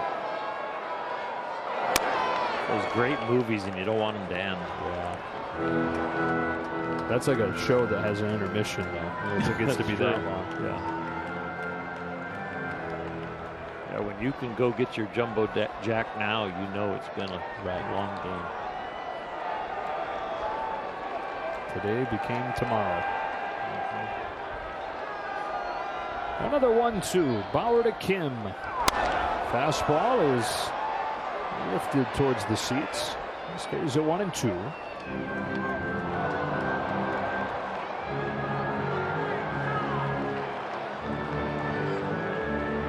So to the 7th pitch to Kim. 7 years in the KBO. Debuted when he was 18 with the Exon Heroes right after Jung Ho Gung. Remember him with the Pittsburgh Pirates. He left to go play for Pittsburgh, and an 18-year-old Kim is who replaced him. Another 1-2. Not close. Ball 2. And Kim, one of the most height position players they've ever had out of the KBO.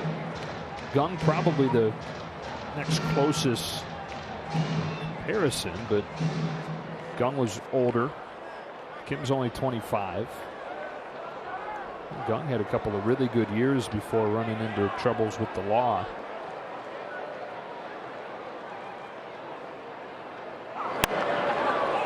Shin-Soo Choo, I know that name's probably coming up in people's minds. He went straight to the U.S. from high school, never played in the KBO.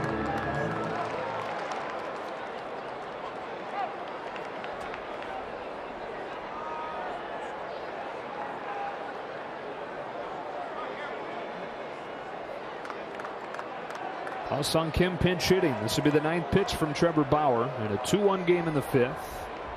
Here it comes. Strike 3 called way off of the plate to get Kim, who deserved better with that kind of battle. But Bauer and the Dodgers will take it. They lead 2-1 as McGregor's his way back to the Dodgers. Junior, feed your happy. And by Nissan. Choose Nissan today for great offers on our most exciting lineup ever. Shop NissanUSA.com. Dodgers trying to hang on and sweep the Padres in this weekend series. Looking for their 9th consecutive win overall. Looking for their 8th consecutive win over the Padres. And their 10th out of the last 11 back to last year. Day is finished for Blake Snell. Here's Austin Adams, who the Dodgers saw a little bit in Game 1. Faced 3 batters and was charged with 1 run. 2, 3, and 4. It's Seager swinging and missing into the first pitch slider. Corey 0 for 2 today, 1 for 11 in this series.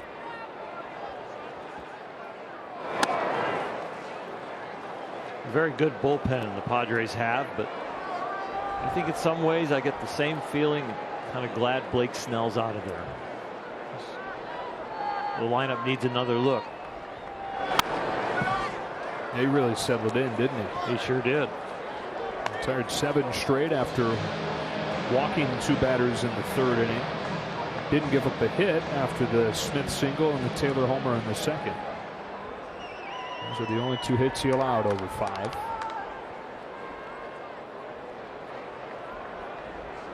Seager starting the 6th.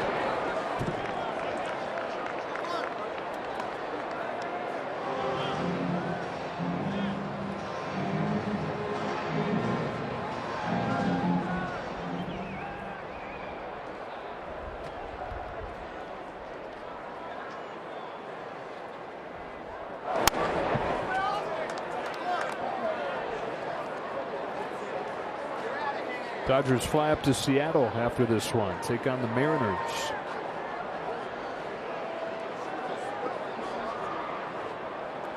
Mariners tied with the Angels coming into the day for first place in the American League West. Been the comeback kids so far, winning a bunch of tight games late.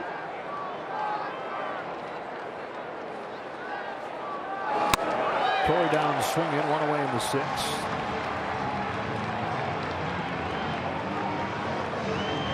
Nice slider from Austin Adams right there. Kind of ties him up above the waist. Looks like he did that on purpose. Almost like a little upshoot, like a guy that throws submarine.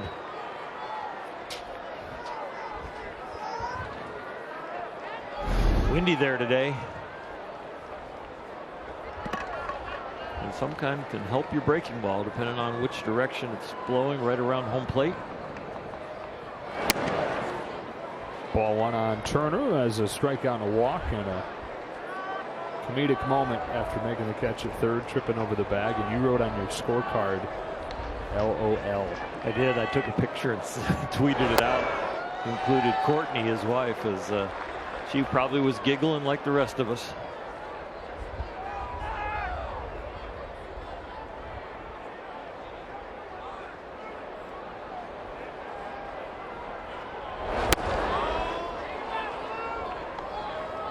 That'll be over. A lot of highlights tonight, but I think it's going to make the highlight reel that they show in stadiums. Yeah, the blooper reel. Yep, I think it's going to make that one. Especially when you tack on Bauer's safe call. Exactly. 2 and 2.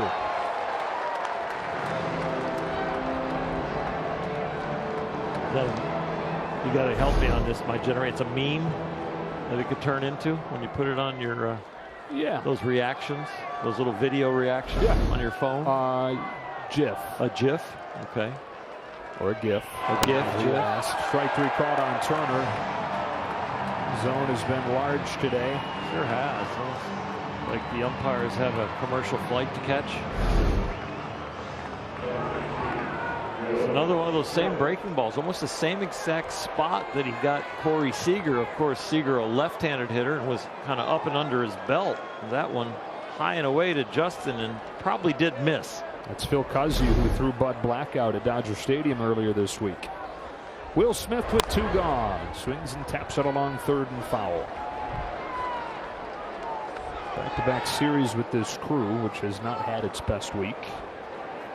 No, I think both teams would agree in this series and the last that it was a little bit inconsistent for them to really trust the strike zone as a hitter or as a pitcher.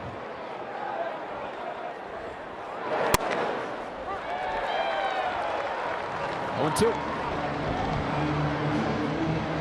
Smith has one of the 2 Dodger hits today. Singled in front of Taylor's home run in the 2nd. On an 0-2. Pitcher's one frisbee its way to the other batter's box.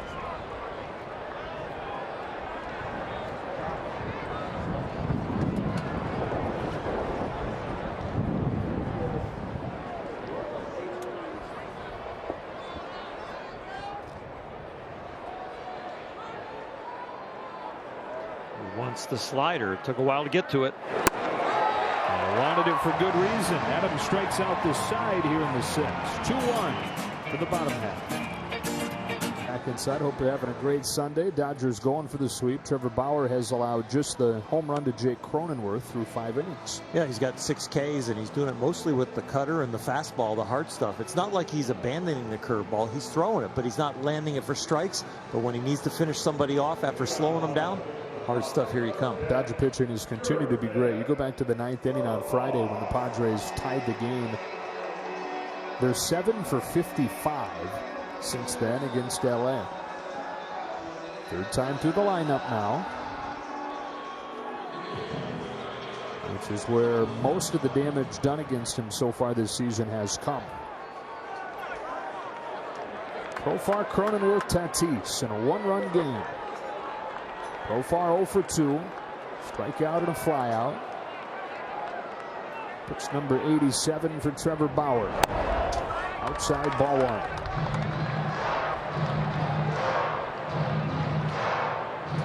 Profar hitting leadoff today. 2nd time he's been in that spot, with Trent Grisham getting the day off. Tight quad. Watches a fastball in there. 1-1. The 17th different lineup the Padres have used in their 17 games this year. Part of that has been some injuries, having to move pieces around. Part of that is Jace Tingler trying to find the right combination to get him going offensively. It's a weak pop fly, and A.J. Pollock hardly has to move. 1 away in the 6th. Be one of the first to experience Dodger Stadium's new home run seats. The new premium seating experience puts you in the action like never before. Visit Dodgers.com/home-run-seats. Make your purchase now, because we can't wait to see you here at Dodger Stadium. You get your gloves, get ready. You're only one swing away from a souvenir. And if you don't bring your glove, you might just get nachos in the face. Strike 1 on Cronenworth, whose home run has accounted for the Padres scoring over the last 2 days. I started my laugh too early. Did you say in your face? In your face.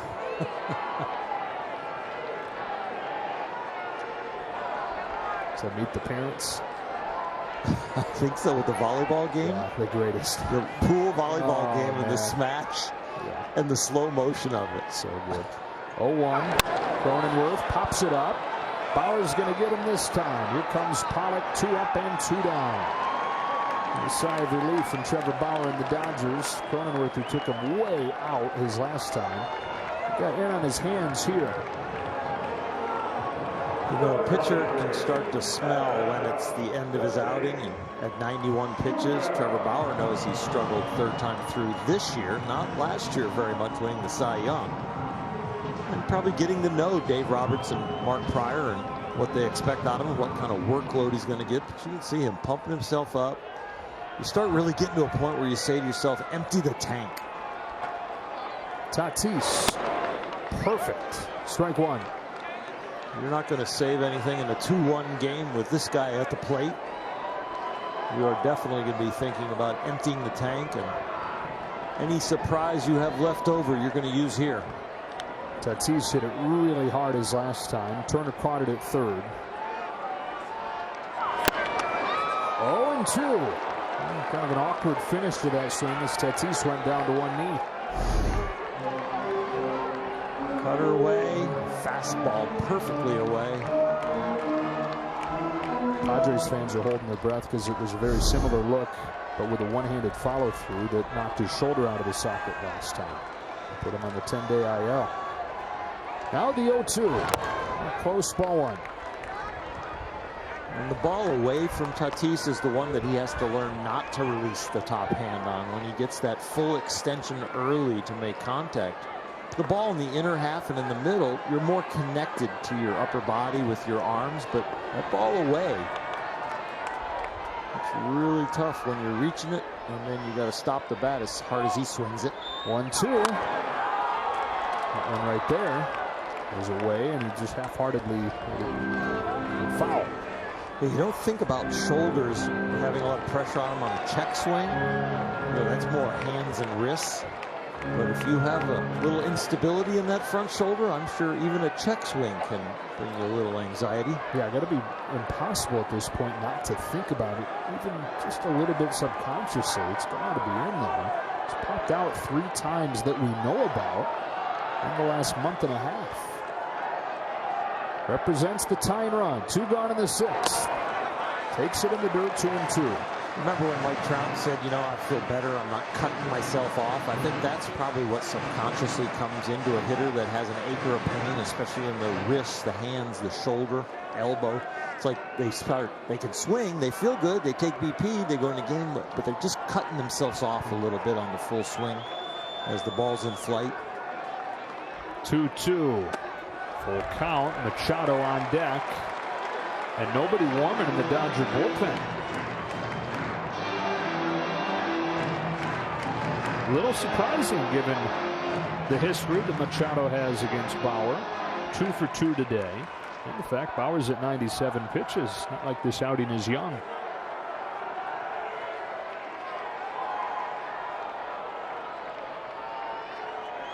The payoff pitch. Got him swinging with a fastball and pounds his chest as he walks off. Trevor Bauer striking out Fernando Tatis. A 1-2, 3-6, then a 2-1 lead. Bauer, 7 strikeouts today. He's retired 8 straight since a couple of hits in the 4th inning. The lone run against him, a home run from Jake Cronenworth. And he strikes out Fernando Tatis Jr. to finish off the 6th.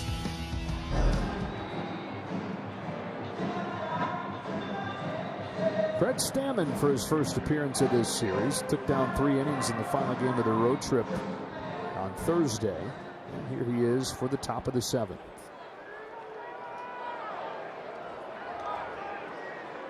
Difference in this game, Chris Taylor's 2-run home run. It's one of just 2 hits for LA. And he's up there to begin this frame. He takes ball 1. Trevor Bauer. I love it. Now, is he doing a Mookie Betts celebration there? It is a little bit like Mookie's, isn't it? Yeah. Taylor rakes one foul. It's kind of become the signature. That's sliding on his knees, popping to his knees and pounding the chest. Tiger Woods, Tim Tebow, they all got different, people got their own, like this is their celebration when you think of them. Yeah. Mookie Betts, I think of the chest pound now. Yeah.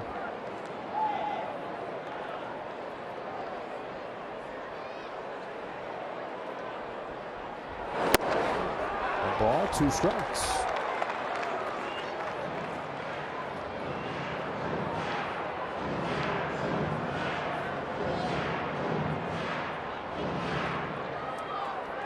You kind of had the strut. Right? You start you off the mound a little bit with the hips. A little bit. Not quite as. Not a McGregor walk. Yeah, I was going to say. Trevor's is a little more animated. This is kind of McGregor before McGregor. Oh, boy. Maybe Conor McGregor was actually doing the Hershey's. Oh, wait a minute. I don't think I waved my arms that much. Maybe I did. You did. It was more the hips. Great little wiggle. Good hips, buddy. Oh, boy. 2-2. Here it comes. Oh my goodness. Oh, no. Phil. That is so far outside. That is. When they put the thick white lines down to mark the batter's box, I think that one's outside the line. Look at the lines there. And that ball is. It's out there. There's 17 inches. Then there's 3/4 of an inch of black that is not home plate. Then there's about 6 inches of dirt. Then the white chalk line. That was out there. As it stands, it's the 4th straight Dodger strikeout. 11 of them total today. Muncy takes strike 1. Padre bullpen 4 for 4 getting Ks. With that strike zone. Yeah. Too shocking.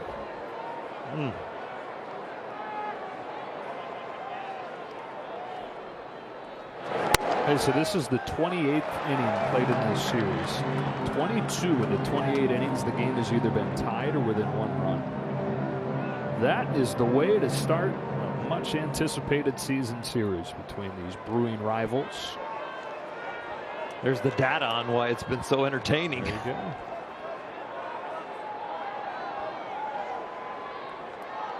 Muncy already a couple Ks today. 0 for his last 6 with 4 of them.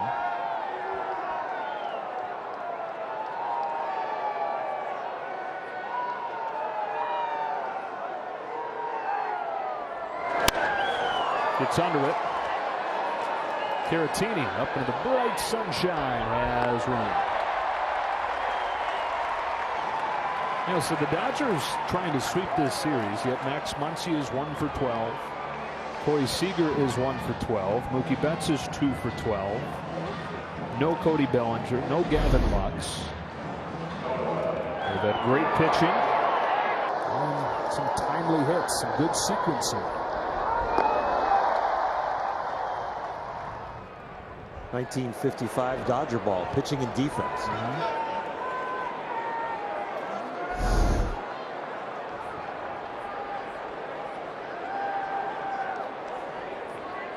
Pollock with 2 gone. And there for a strike.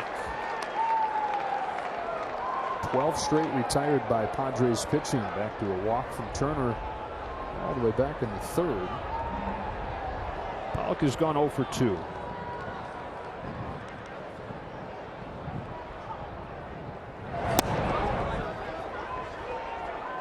Fans having a beautiful lazy Sunday.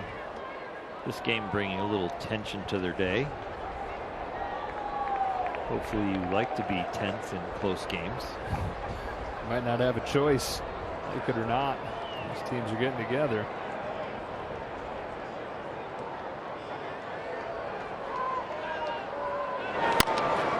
Bouncing ball to Machado, but foul. I love the throw. He's so skilled. That was sweet.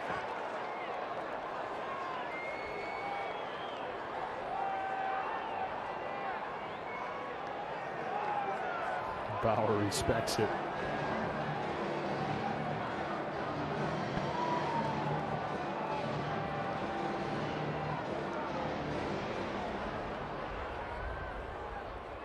Both of them can laugh and kind of banter back and forth.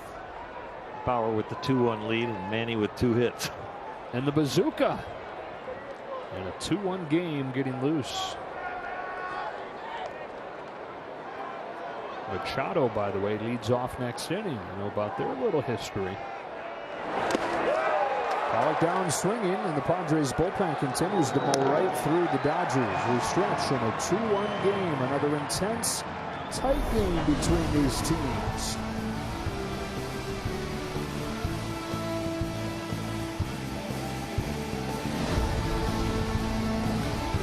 Season debut, not just against the Padres, but against Manny Machado in a 2-1 game. Not what you call a soft landing. Dave Roberts in his pregame press conference was asked in what role would he use him, and he said, I've got confidence in him. He's been through an awful lot and proved he can do it. Throw him right in the fire. He sure is. 22-year-old out of Venezuela, ready to face Machado.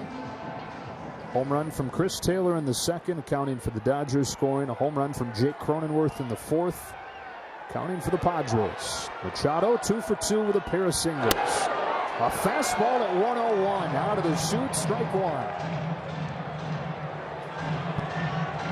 Hit 100 or higher 95 times last year, the most in the majors. That's the other pitch. That's the one still developing, the slider.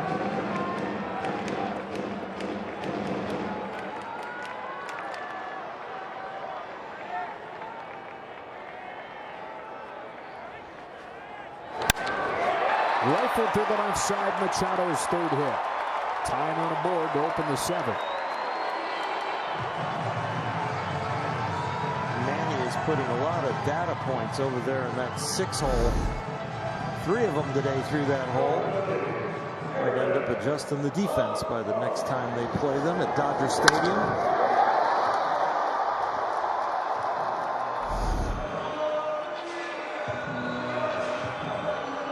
Here's Hosmer.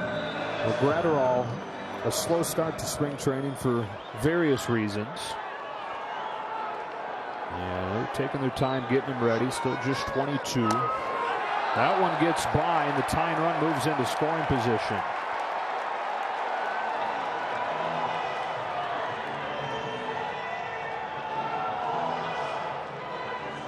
First slider that he attempted was 91. Didn't break as much as this one. The first one he pulled in the ground. That one went straight down, and Will Smith just flat out misses it. Doesn't even hit the dirt. Just hits leather first.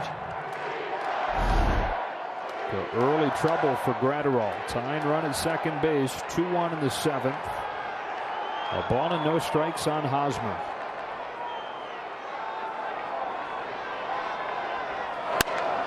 That is a fair ball and a tie game.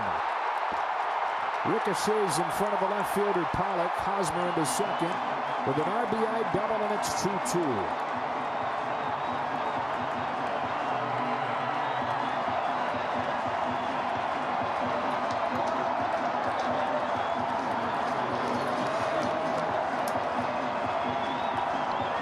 We've seen Hosmer, when he hits ground balls, he pulls them to the right side, but this one, a high fastball, and he gets it in the air enough to slash it right down the line.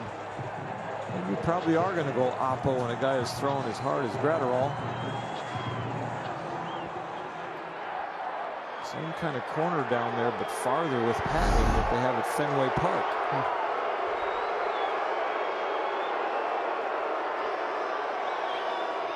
Visit from Will Smith. Scott Alexander warming in the Dodger bullpen. This will fulfill the 3-batter minimum for Gratterall as he faces Pham. Now the go-ahead run in scoring position and nobody out.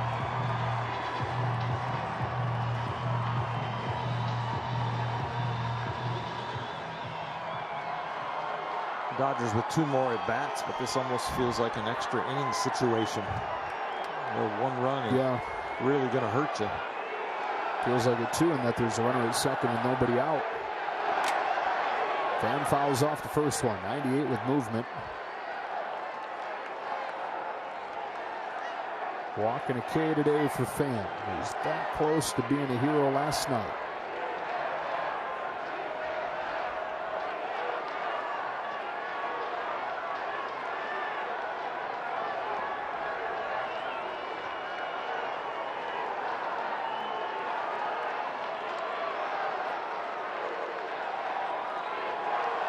Gratterall's 0-1. 0-2. 99 on your hands. Well, nice job pushing that over to the right side of the diamond, trying to move Hosmer up. So he gets to 2 strikes. Can he finish him off? Even though he averaged a major league best 99.3 last year, he had the lowest strikeout rate in the National League.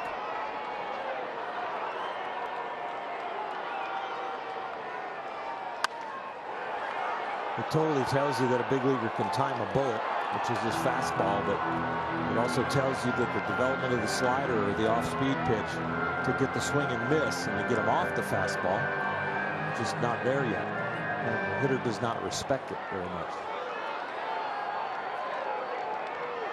He'll get more strikeouts with the fastball once he develops the breaking ball, and he'll get more strikeouts with the breaking ball. Another 0-2. I'd say the characteristics on that breaking ball right there are fine. You just got to get it so it's not a ball out of hand. So can you make it break like that and have it on the plate? A lot of times guys that are struggling to develop that, when they throw it over the plate, it doesn't break. When they throw it for a ball, it does break. You got to get that combination. 1 ball, 2 strikes. Here it comes. It's lifted foul. Down the line and out of play.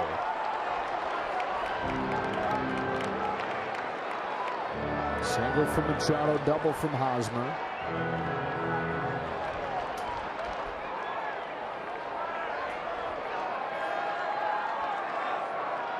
Season debut for Brusdar Graterol.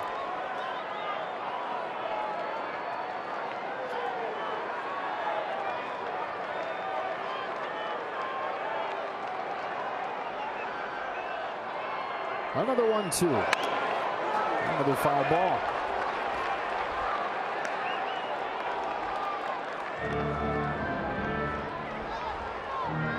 I'm always a tough guy to strike out. His whole thing through the years has been being a tough at bat, not chasing, very little swing and miss.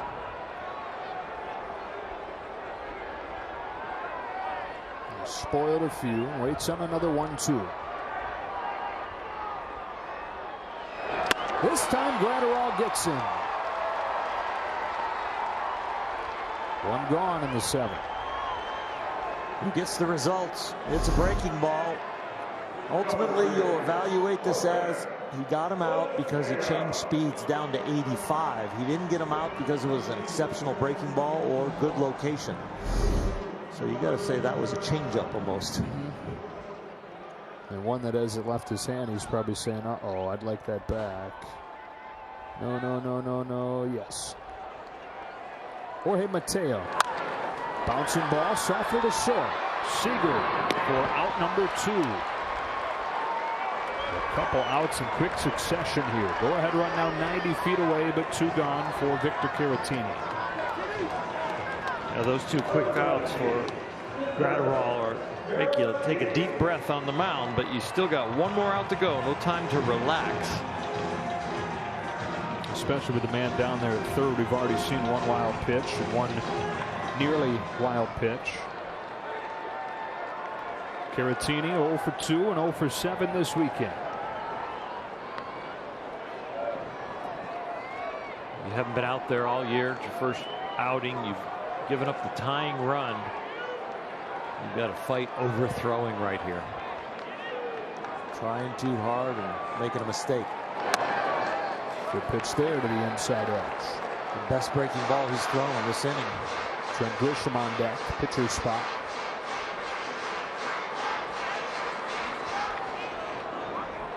You know, with Brusdar didn't have to try too hard to go really, really hard. Back-to-back breaking balls, or it could have been a changeup. His slider on that arm side of the plate could act like a changeup.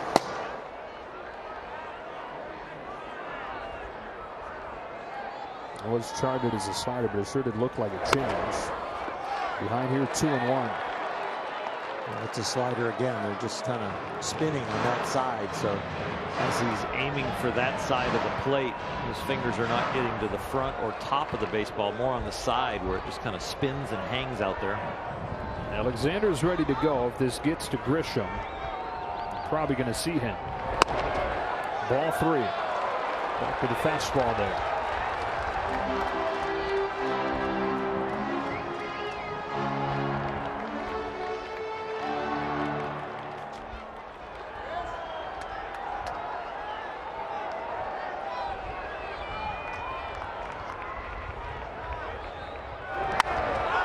On the hands of Caratini, down the line, foul. Boy, he hit that a long ways for Crowdman. We've seen some celebrations today from Trevor Bauer. Last night from Mookie Betts, that final catch. Brusdar gets an out here. You might see a little celebration when he comes off the mound. He's pretty exuberant.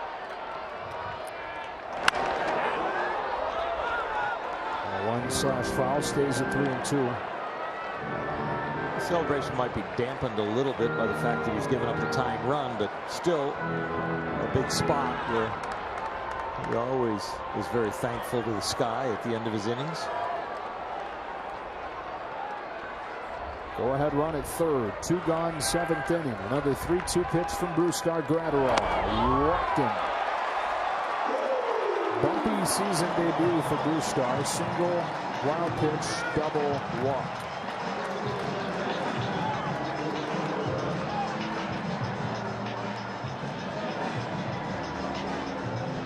Grisham announced.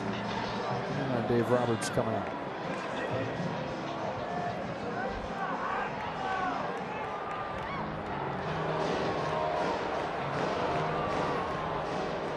no celebration for Bruce Starr, but when Dave Roberts arrives at the mound, there'll be a little encouragement for the next outing.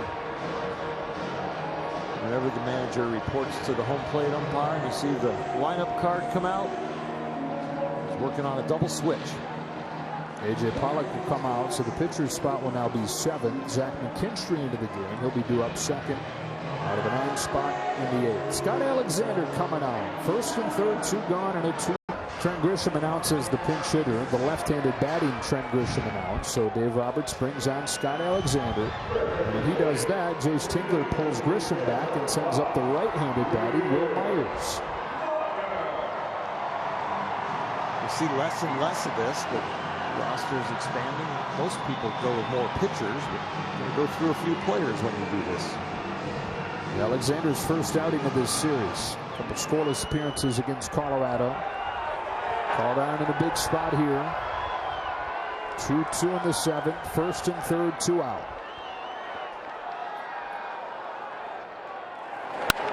Strike 1. 96 from Alexander. Feeling a little froggy. Yeah, bit in a big spot. Big situation. Dodgers looking for a sweep. Padres looking to salvage 1. They've lost 4 of their last 5 after the 8-3 start. Myers having a good year.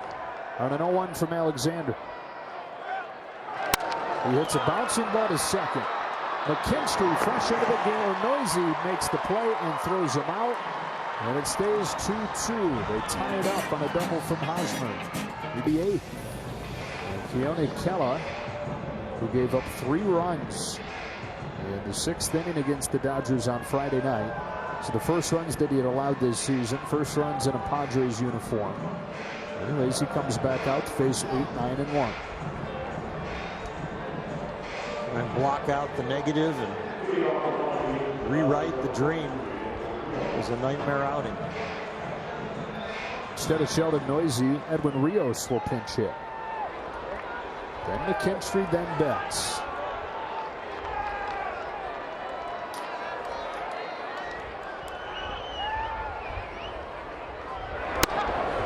Fastball, splits the plate, 0-1. Keller was part of a remake of that bullpen. No more Kirby Yates, no more Trevor Rosenthal. Both signing free agent deals elsewhere. Melanson comes in, Keller comes in, and they've been good. That's high, and it's 1-1. This wouldn't be a bad time for Edwin Rios to get a hold of one. A slow start to the season for the left-handed slugger. 4th 25, 1 home run. Over the top of that, 1-2.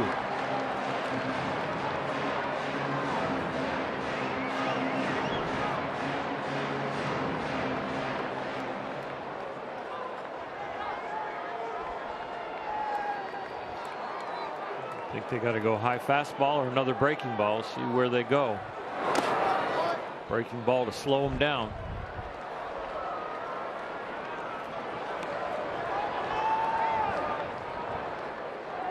Four for 25, 1 home run.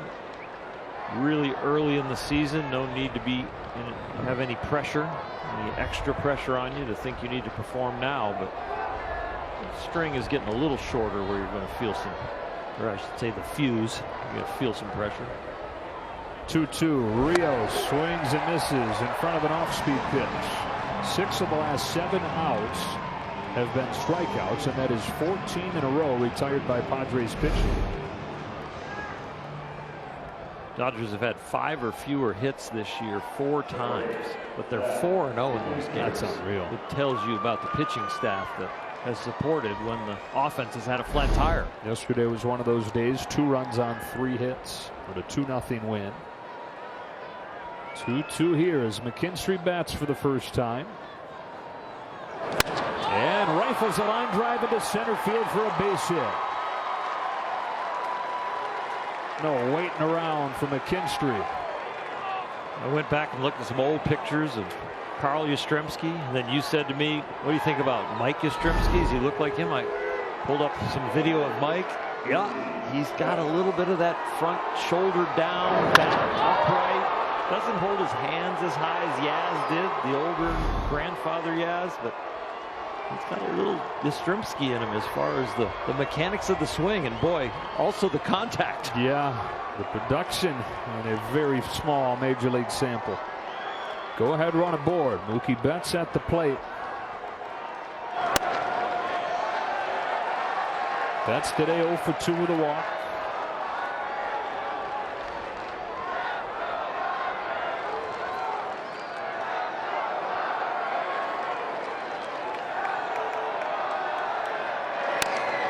Behind 0-2.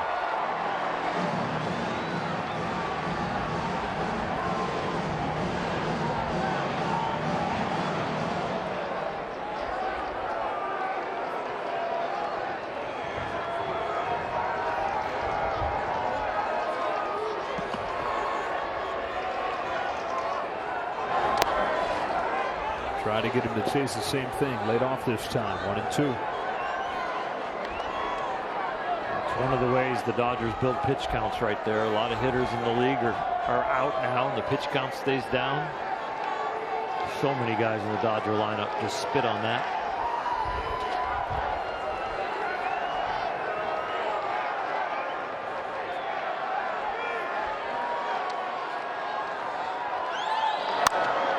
Got under it. Windy day there. Tatis settles under it, and Betts is out number 2.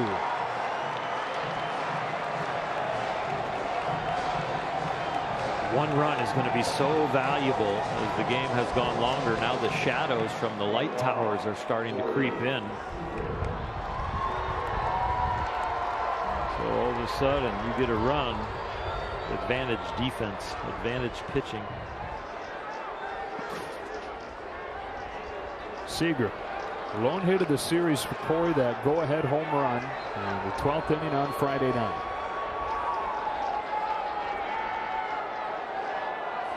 First pitch from Kellis. Seager watches strike one, falling over a generous outside corner, which it has been all afternoon from Phil Cuzzi, to lefties and righties.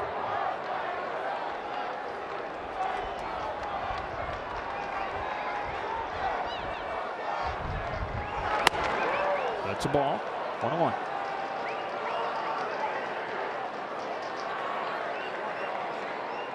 San Diego's strategy the whole series has pretty much been, we can live in the strike zone to Corey with the off-speed stuff, but we really don't want to throw him fastballs for strikes. Kind of like Max Muncy. Just slow.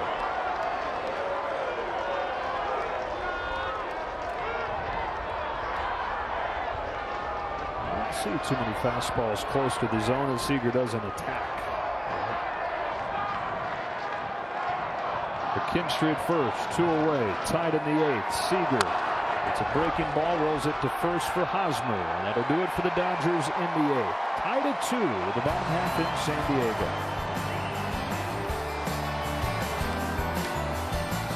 Up for the Padres, Profar, Cronenworth, and Tatis.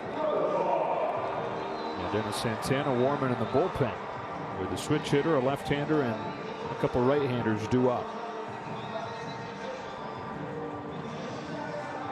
Some defensive changes. Rios, after pinch hitting, stays in and plays first base. Muncy moves from first to second. It's the second game he's played there this year. Here is the aforementioned pinch or switch hitter, Jurickson Profar, batting right-handed against Alexander. A big bounce to the short. Seager waits, throws, wide throw, and an error to begin the 8th on a routine play.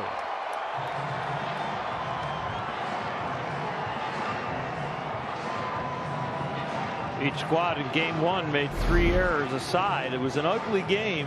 This is an ugly play. When you get in these tight games, you got to hope if you give a gift, but the other side gives a gift. But right here, advantage Padres.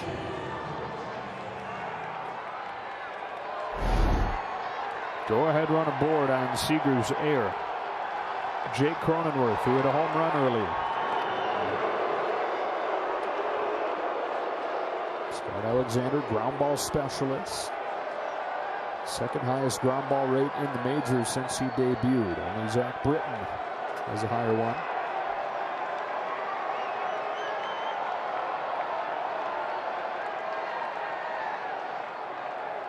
First pitch to Cronenworth. And there's strike one.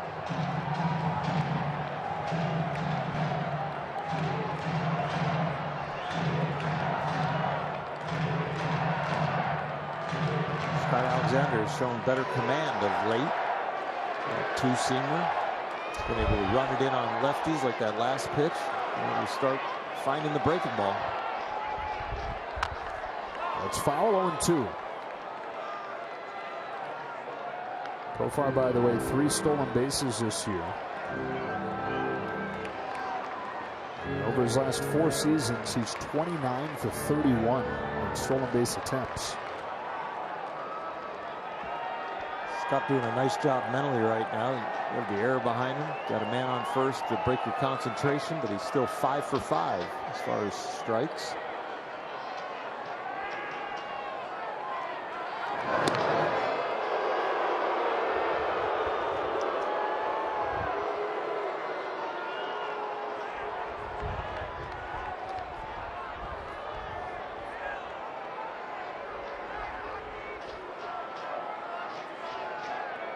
Using that shadow right now, breaking ball.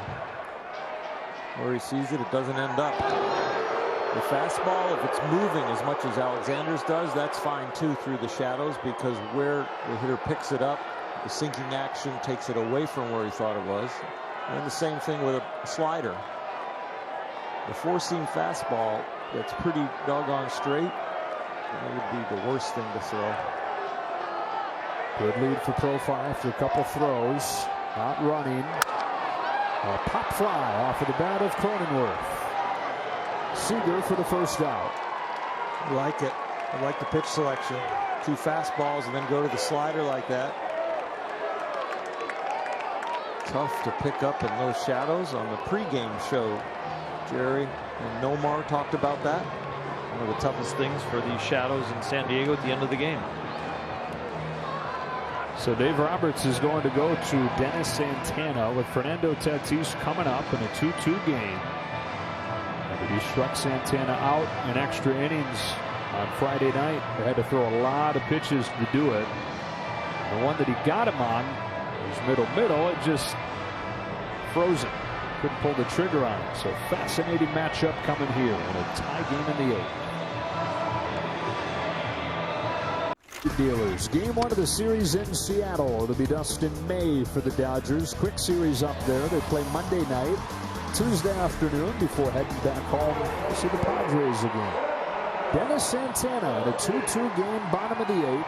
Santana was key getting out of that 10th inning on Friday night. He did it by striking out Fernando Tatis, who he faces here. The pitch to Tatis was a slider that stayed kind of in the middle, but I think Tatis was looking for something else. Santana had struggled with his command in that at bat in that inning, but found it in time to take a 2-0 count to a 2-2 count and then punch him out and see what he has here. Got a new left fielder behind him. Luke Raley comes out. Santana to Tatis. Rides a fastball in by the hands. Ball 1. Tatis shedding the bat, getting out of the way.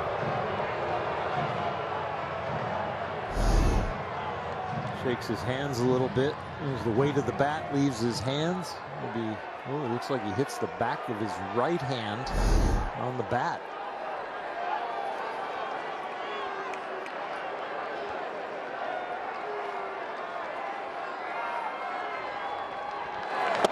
Good pitch. 1 ball, 1 strike.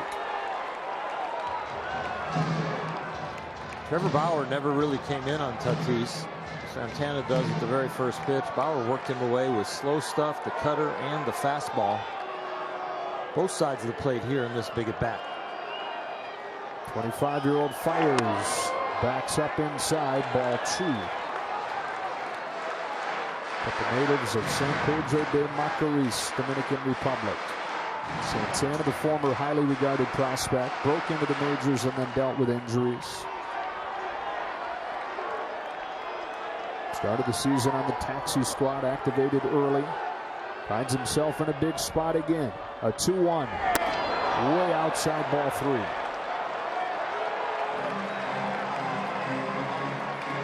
As far outside as that pitch was, you know the vision is not good. We also know that Will Smith back there is tracking the ball too, and so he knows what spins are hard to pick up on.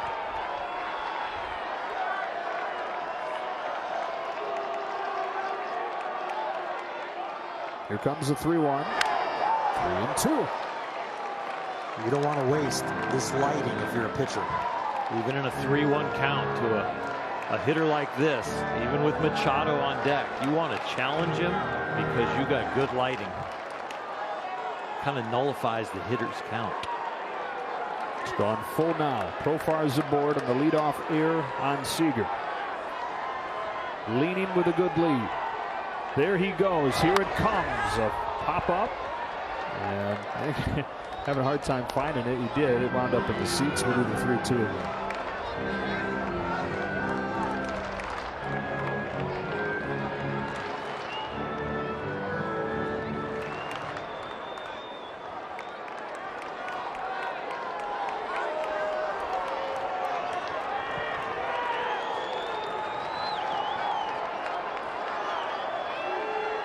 Tatis trying to get things going in the season for the Padres. Another payoff pitch. In the dirt, ball 4. Go ahead, run into scoring position, and Machado to the plate.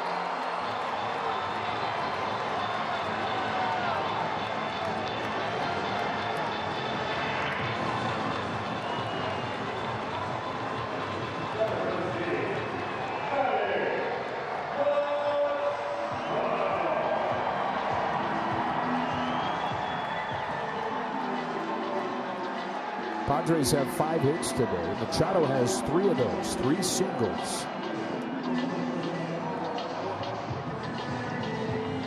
Fastballs that he has hit in the 6th hole between the third baseman and the shortstop. He's hit them all hard.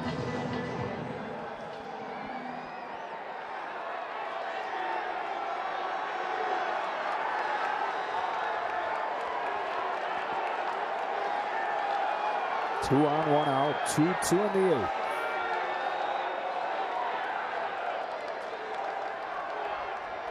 Santana's first one. Machado swings and misses. Started him with a sharp slider. One of the best sliders he's thrown. Threw one fastball into Tatis, and from then on it was all sliders. Some with good breaks, some balls right out of his hand, some that worked. That was a really good one to Machado. From the former shortstop, Dennis Santana. He's set. He deals. Popped up. Left center field. On comes Luke Raley. Just into the game. Makes the catch. Not an easy play on a day where we've seen fielders have a bit of an adventure tracking balls. The bright sun, the breeze, and Raley hadn't tested it out prior to that. Clean routes are when there's not a lot of wind. Changing the direction of the ball. But when you watch Luke Raley go after this, kind of a looping route, then you see a little stutter step adjustment here. He's adjusting to the wind and what the ball would naturally do compared to what the wind is doing and affecting it. Really nice job tracking that ball. If you need another testament to how windy it is, Corey Seager didn't even move when that ball was popped up. He thought it was a routine fly out to left, and it wound up closer to the infield than it did to where Raley began. 2 out, and the hitter's Hosmer. A little bit low.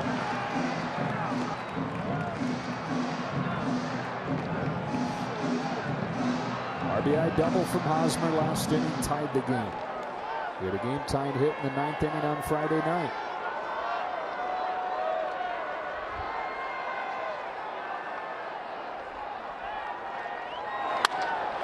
Pass Santana into center field, base hit. And the Padres have taken their first lead of the day. He's out at third, coming over the bag, but the run does score. Eric Hosmer, second consecutive inning with an RBI. The Padres 3, the Dodgers 2. Padres are saying, hold on, they want to make sure that this call is right. Tatis seems to think he got back before the tag. He rounded the bag but had so much momentum he was trying to hang on with his toe. Justin Turner slapped the tag down on him. Dodgers got the call for now. Definitely off the bag right now. Ooh, he's back on.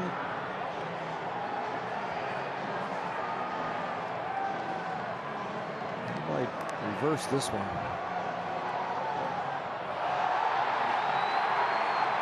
He definitely was off, but the tag wasn't on him when he was off.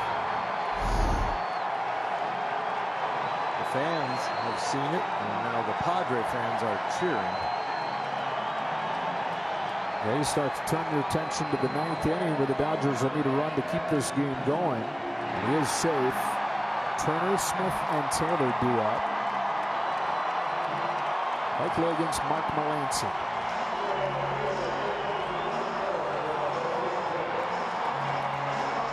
Hosmer delivers again.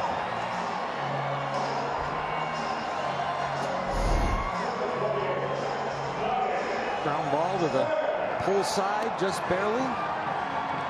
What are they supposed to hit on that? Just below 200. Well, it wasn't a complete shift, though. Corey Seager was on the left side of second base, barely. He'll probably get graded as a hit, not against the shift. Right. Strong to pull on the ground right there, not a complete shift. So Hosmer 3 RBIs in this series, and they've all either tied the game or given the Padres the lead.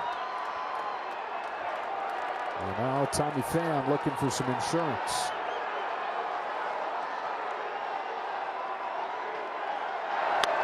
Strike one.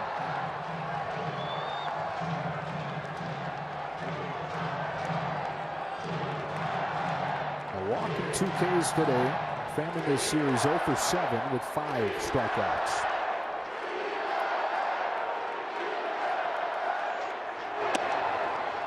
Oh, and 2. Hosmer takes second without a throw. You can almost be certain if Tatis is at third and you throw it down to second, he is bolting home. No matter what play you got on up the middle.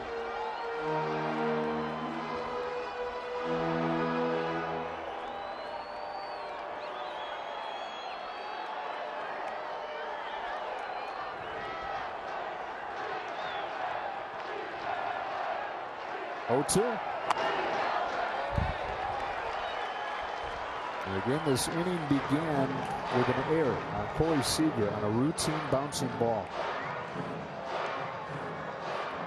And that is the runner that came in to score the go-ahead run.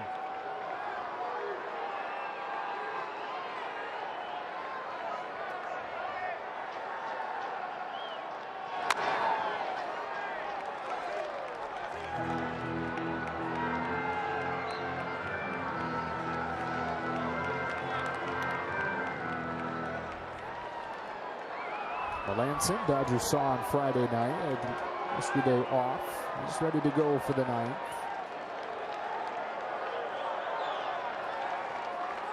One-run lead for him right now. Second and third and 2 gone. And another 1-2 to Tommy Pham. And a foul ball. You want to prevent this run for sure, but you also want this inning to continue. And I don't mean with Dodgers giving up runs as much as I mean for the sunlight to continue to creep. The shadow now is directly over the plate with the Dodgers down by a run here. You wouldn't mind if somebody go in there and talk to Santana for about 30 seconds, 45 seconds. Tie their shoe.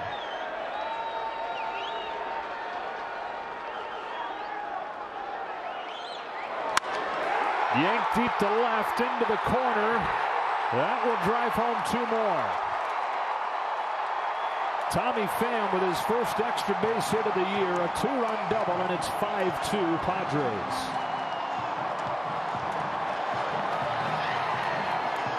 Padres have been needing some big hits with runners in scoring position. They've also been needing a way to beat the Dodgers.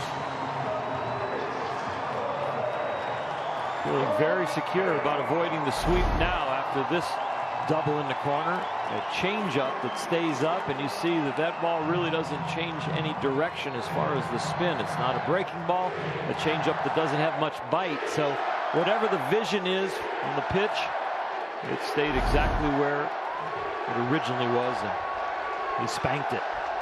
Mateo with 2 gone, strike 1.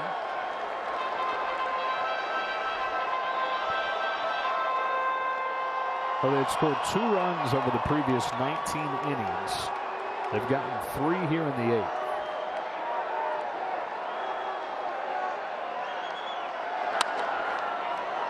Weak fly ball, but it's been an adventure. Seager going out, really coming on. He's got it. And we go to the 9th. They're going to need a big inning to keep it rolling. 5-2, Padres lead. Mark Melancon on to try and close it out. Dodgers saw him for 2 innings on Friday night. He gave up a run on 2 hits. That was the first run that he's allowed in a Padres uniform. So much more comfortable with a 3-run lead now after that 2-out double extended this lead. Dodgers are going to need to set the table early without any outs here and then start pushing guys around. All 3 of those runs unearned after the Corey Seager error to begin the inning. And the 3 errors on Friday night were able to overcome that to win. That one looming large right now. The 8-game winning streak on the line as Turner, Smith, and Taylor come up. It was Turner who had the go-ahead hit against Melancon in the 9th inning Friday.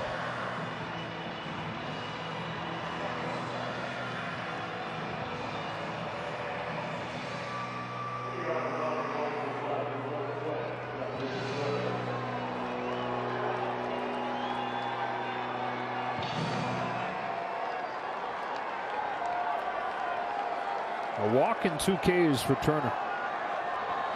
Dodgers just 1 base runner since the 3rd.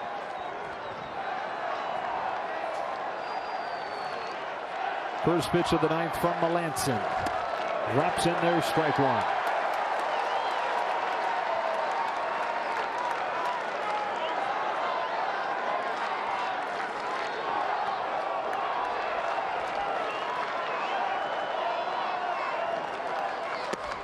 One.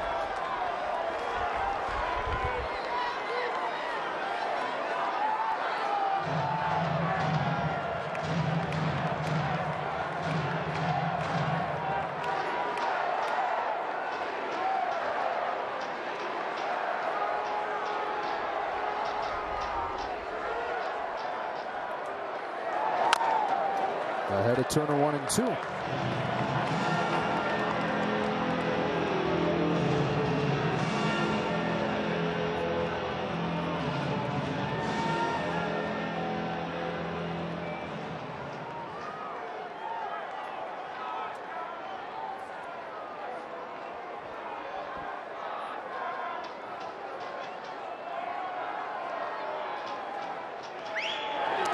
Takes out one. Count evens up. This series has proved that there is a very thin line between these 2 teams. The Dodgers might leave here winning 2 out of 3. The Padres salvage 1 game, but they can both look at this series and go, we got to be on our game to compete with each other. Turner's work count full. To win, you think about the bullpens, you think about the starting pitching, you think about they both play ugly at 1-12. And they're 2-0 in game 2. This one tight throughout. Padres tying it with a run in the 7th, taking the lead with 3 unearned runs in the 8th. 16 more of these. Let's do it. Payoff pitch to Turner. Spoils it, and will do it again. Trying to set the table for a potential comeback here in the 9th.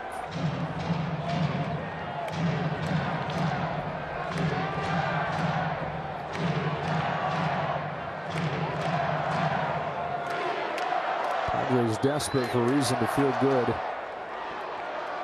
After 3 games, it's a highly anticipated series. Another 3-2. Turner, oh my goodness, takes strike 3. Phil Cuzzy again going way off of the plate to ring up a hitter. And it's been on both sides.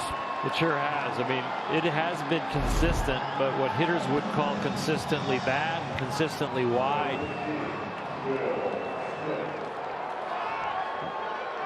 That is a huge margin at the big league level, and not a strike, except right now.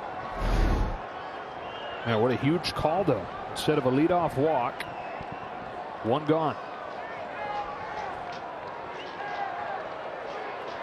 And now Will Smith.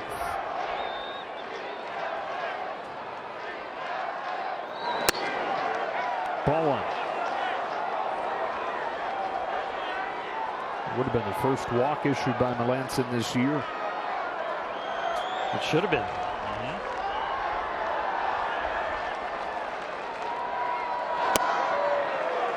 Evens up 1-1. Smith has one of the Dodgers' 3 hits today.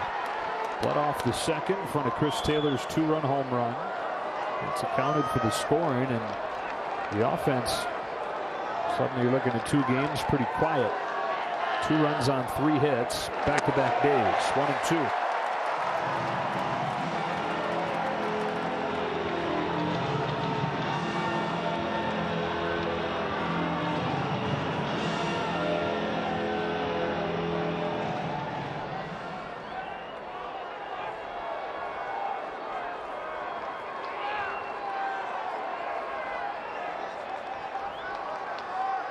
Melanson comes home, and Smith, it's a bouncing ball to first. Hosmer is there, feeds Melanson, 2 out.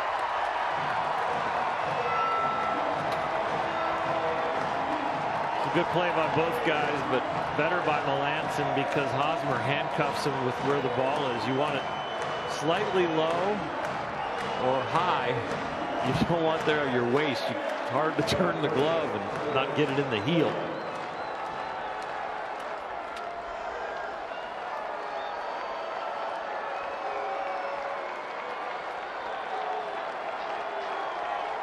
"17 of the last 18 retired." And the Dodgers down to their last out as today's home run hitter Chris Taylor comes up.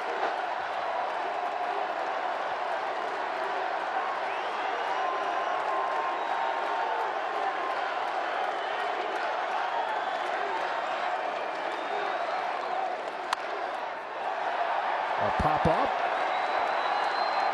Hosmer. That'll do it. Padres salvage one at the end of this series, 5-2, scoring 4 runs in the late innings. Padres shaking hands and saying, all right, now we go. Dodgers walking in the locker room saying, get them tomorrow. We did what we needed to do. 2 out of 3. Winning streak ends at 8. They fought a 13-3 on the year. They're flat this season.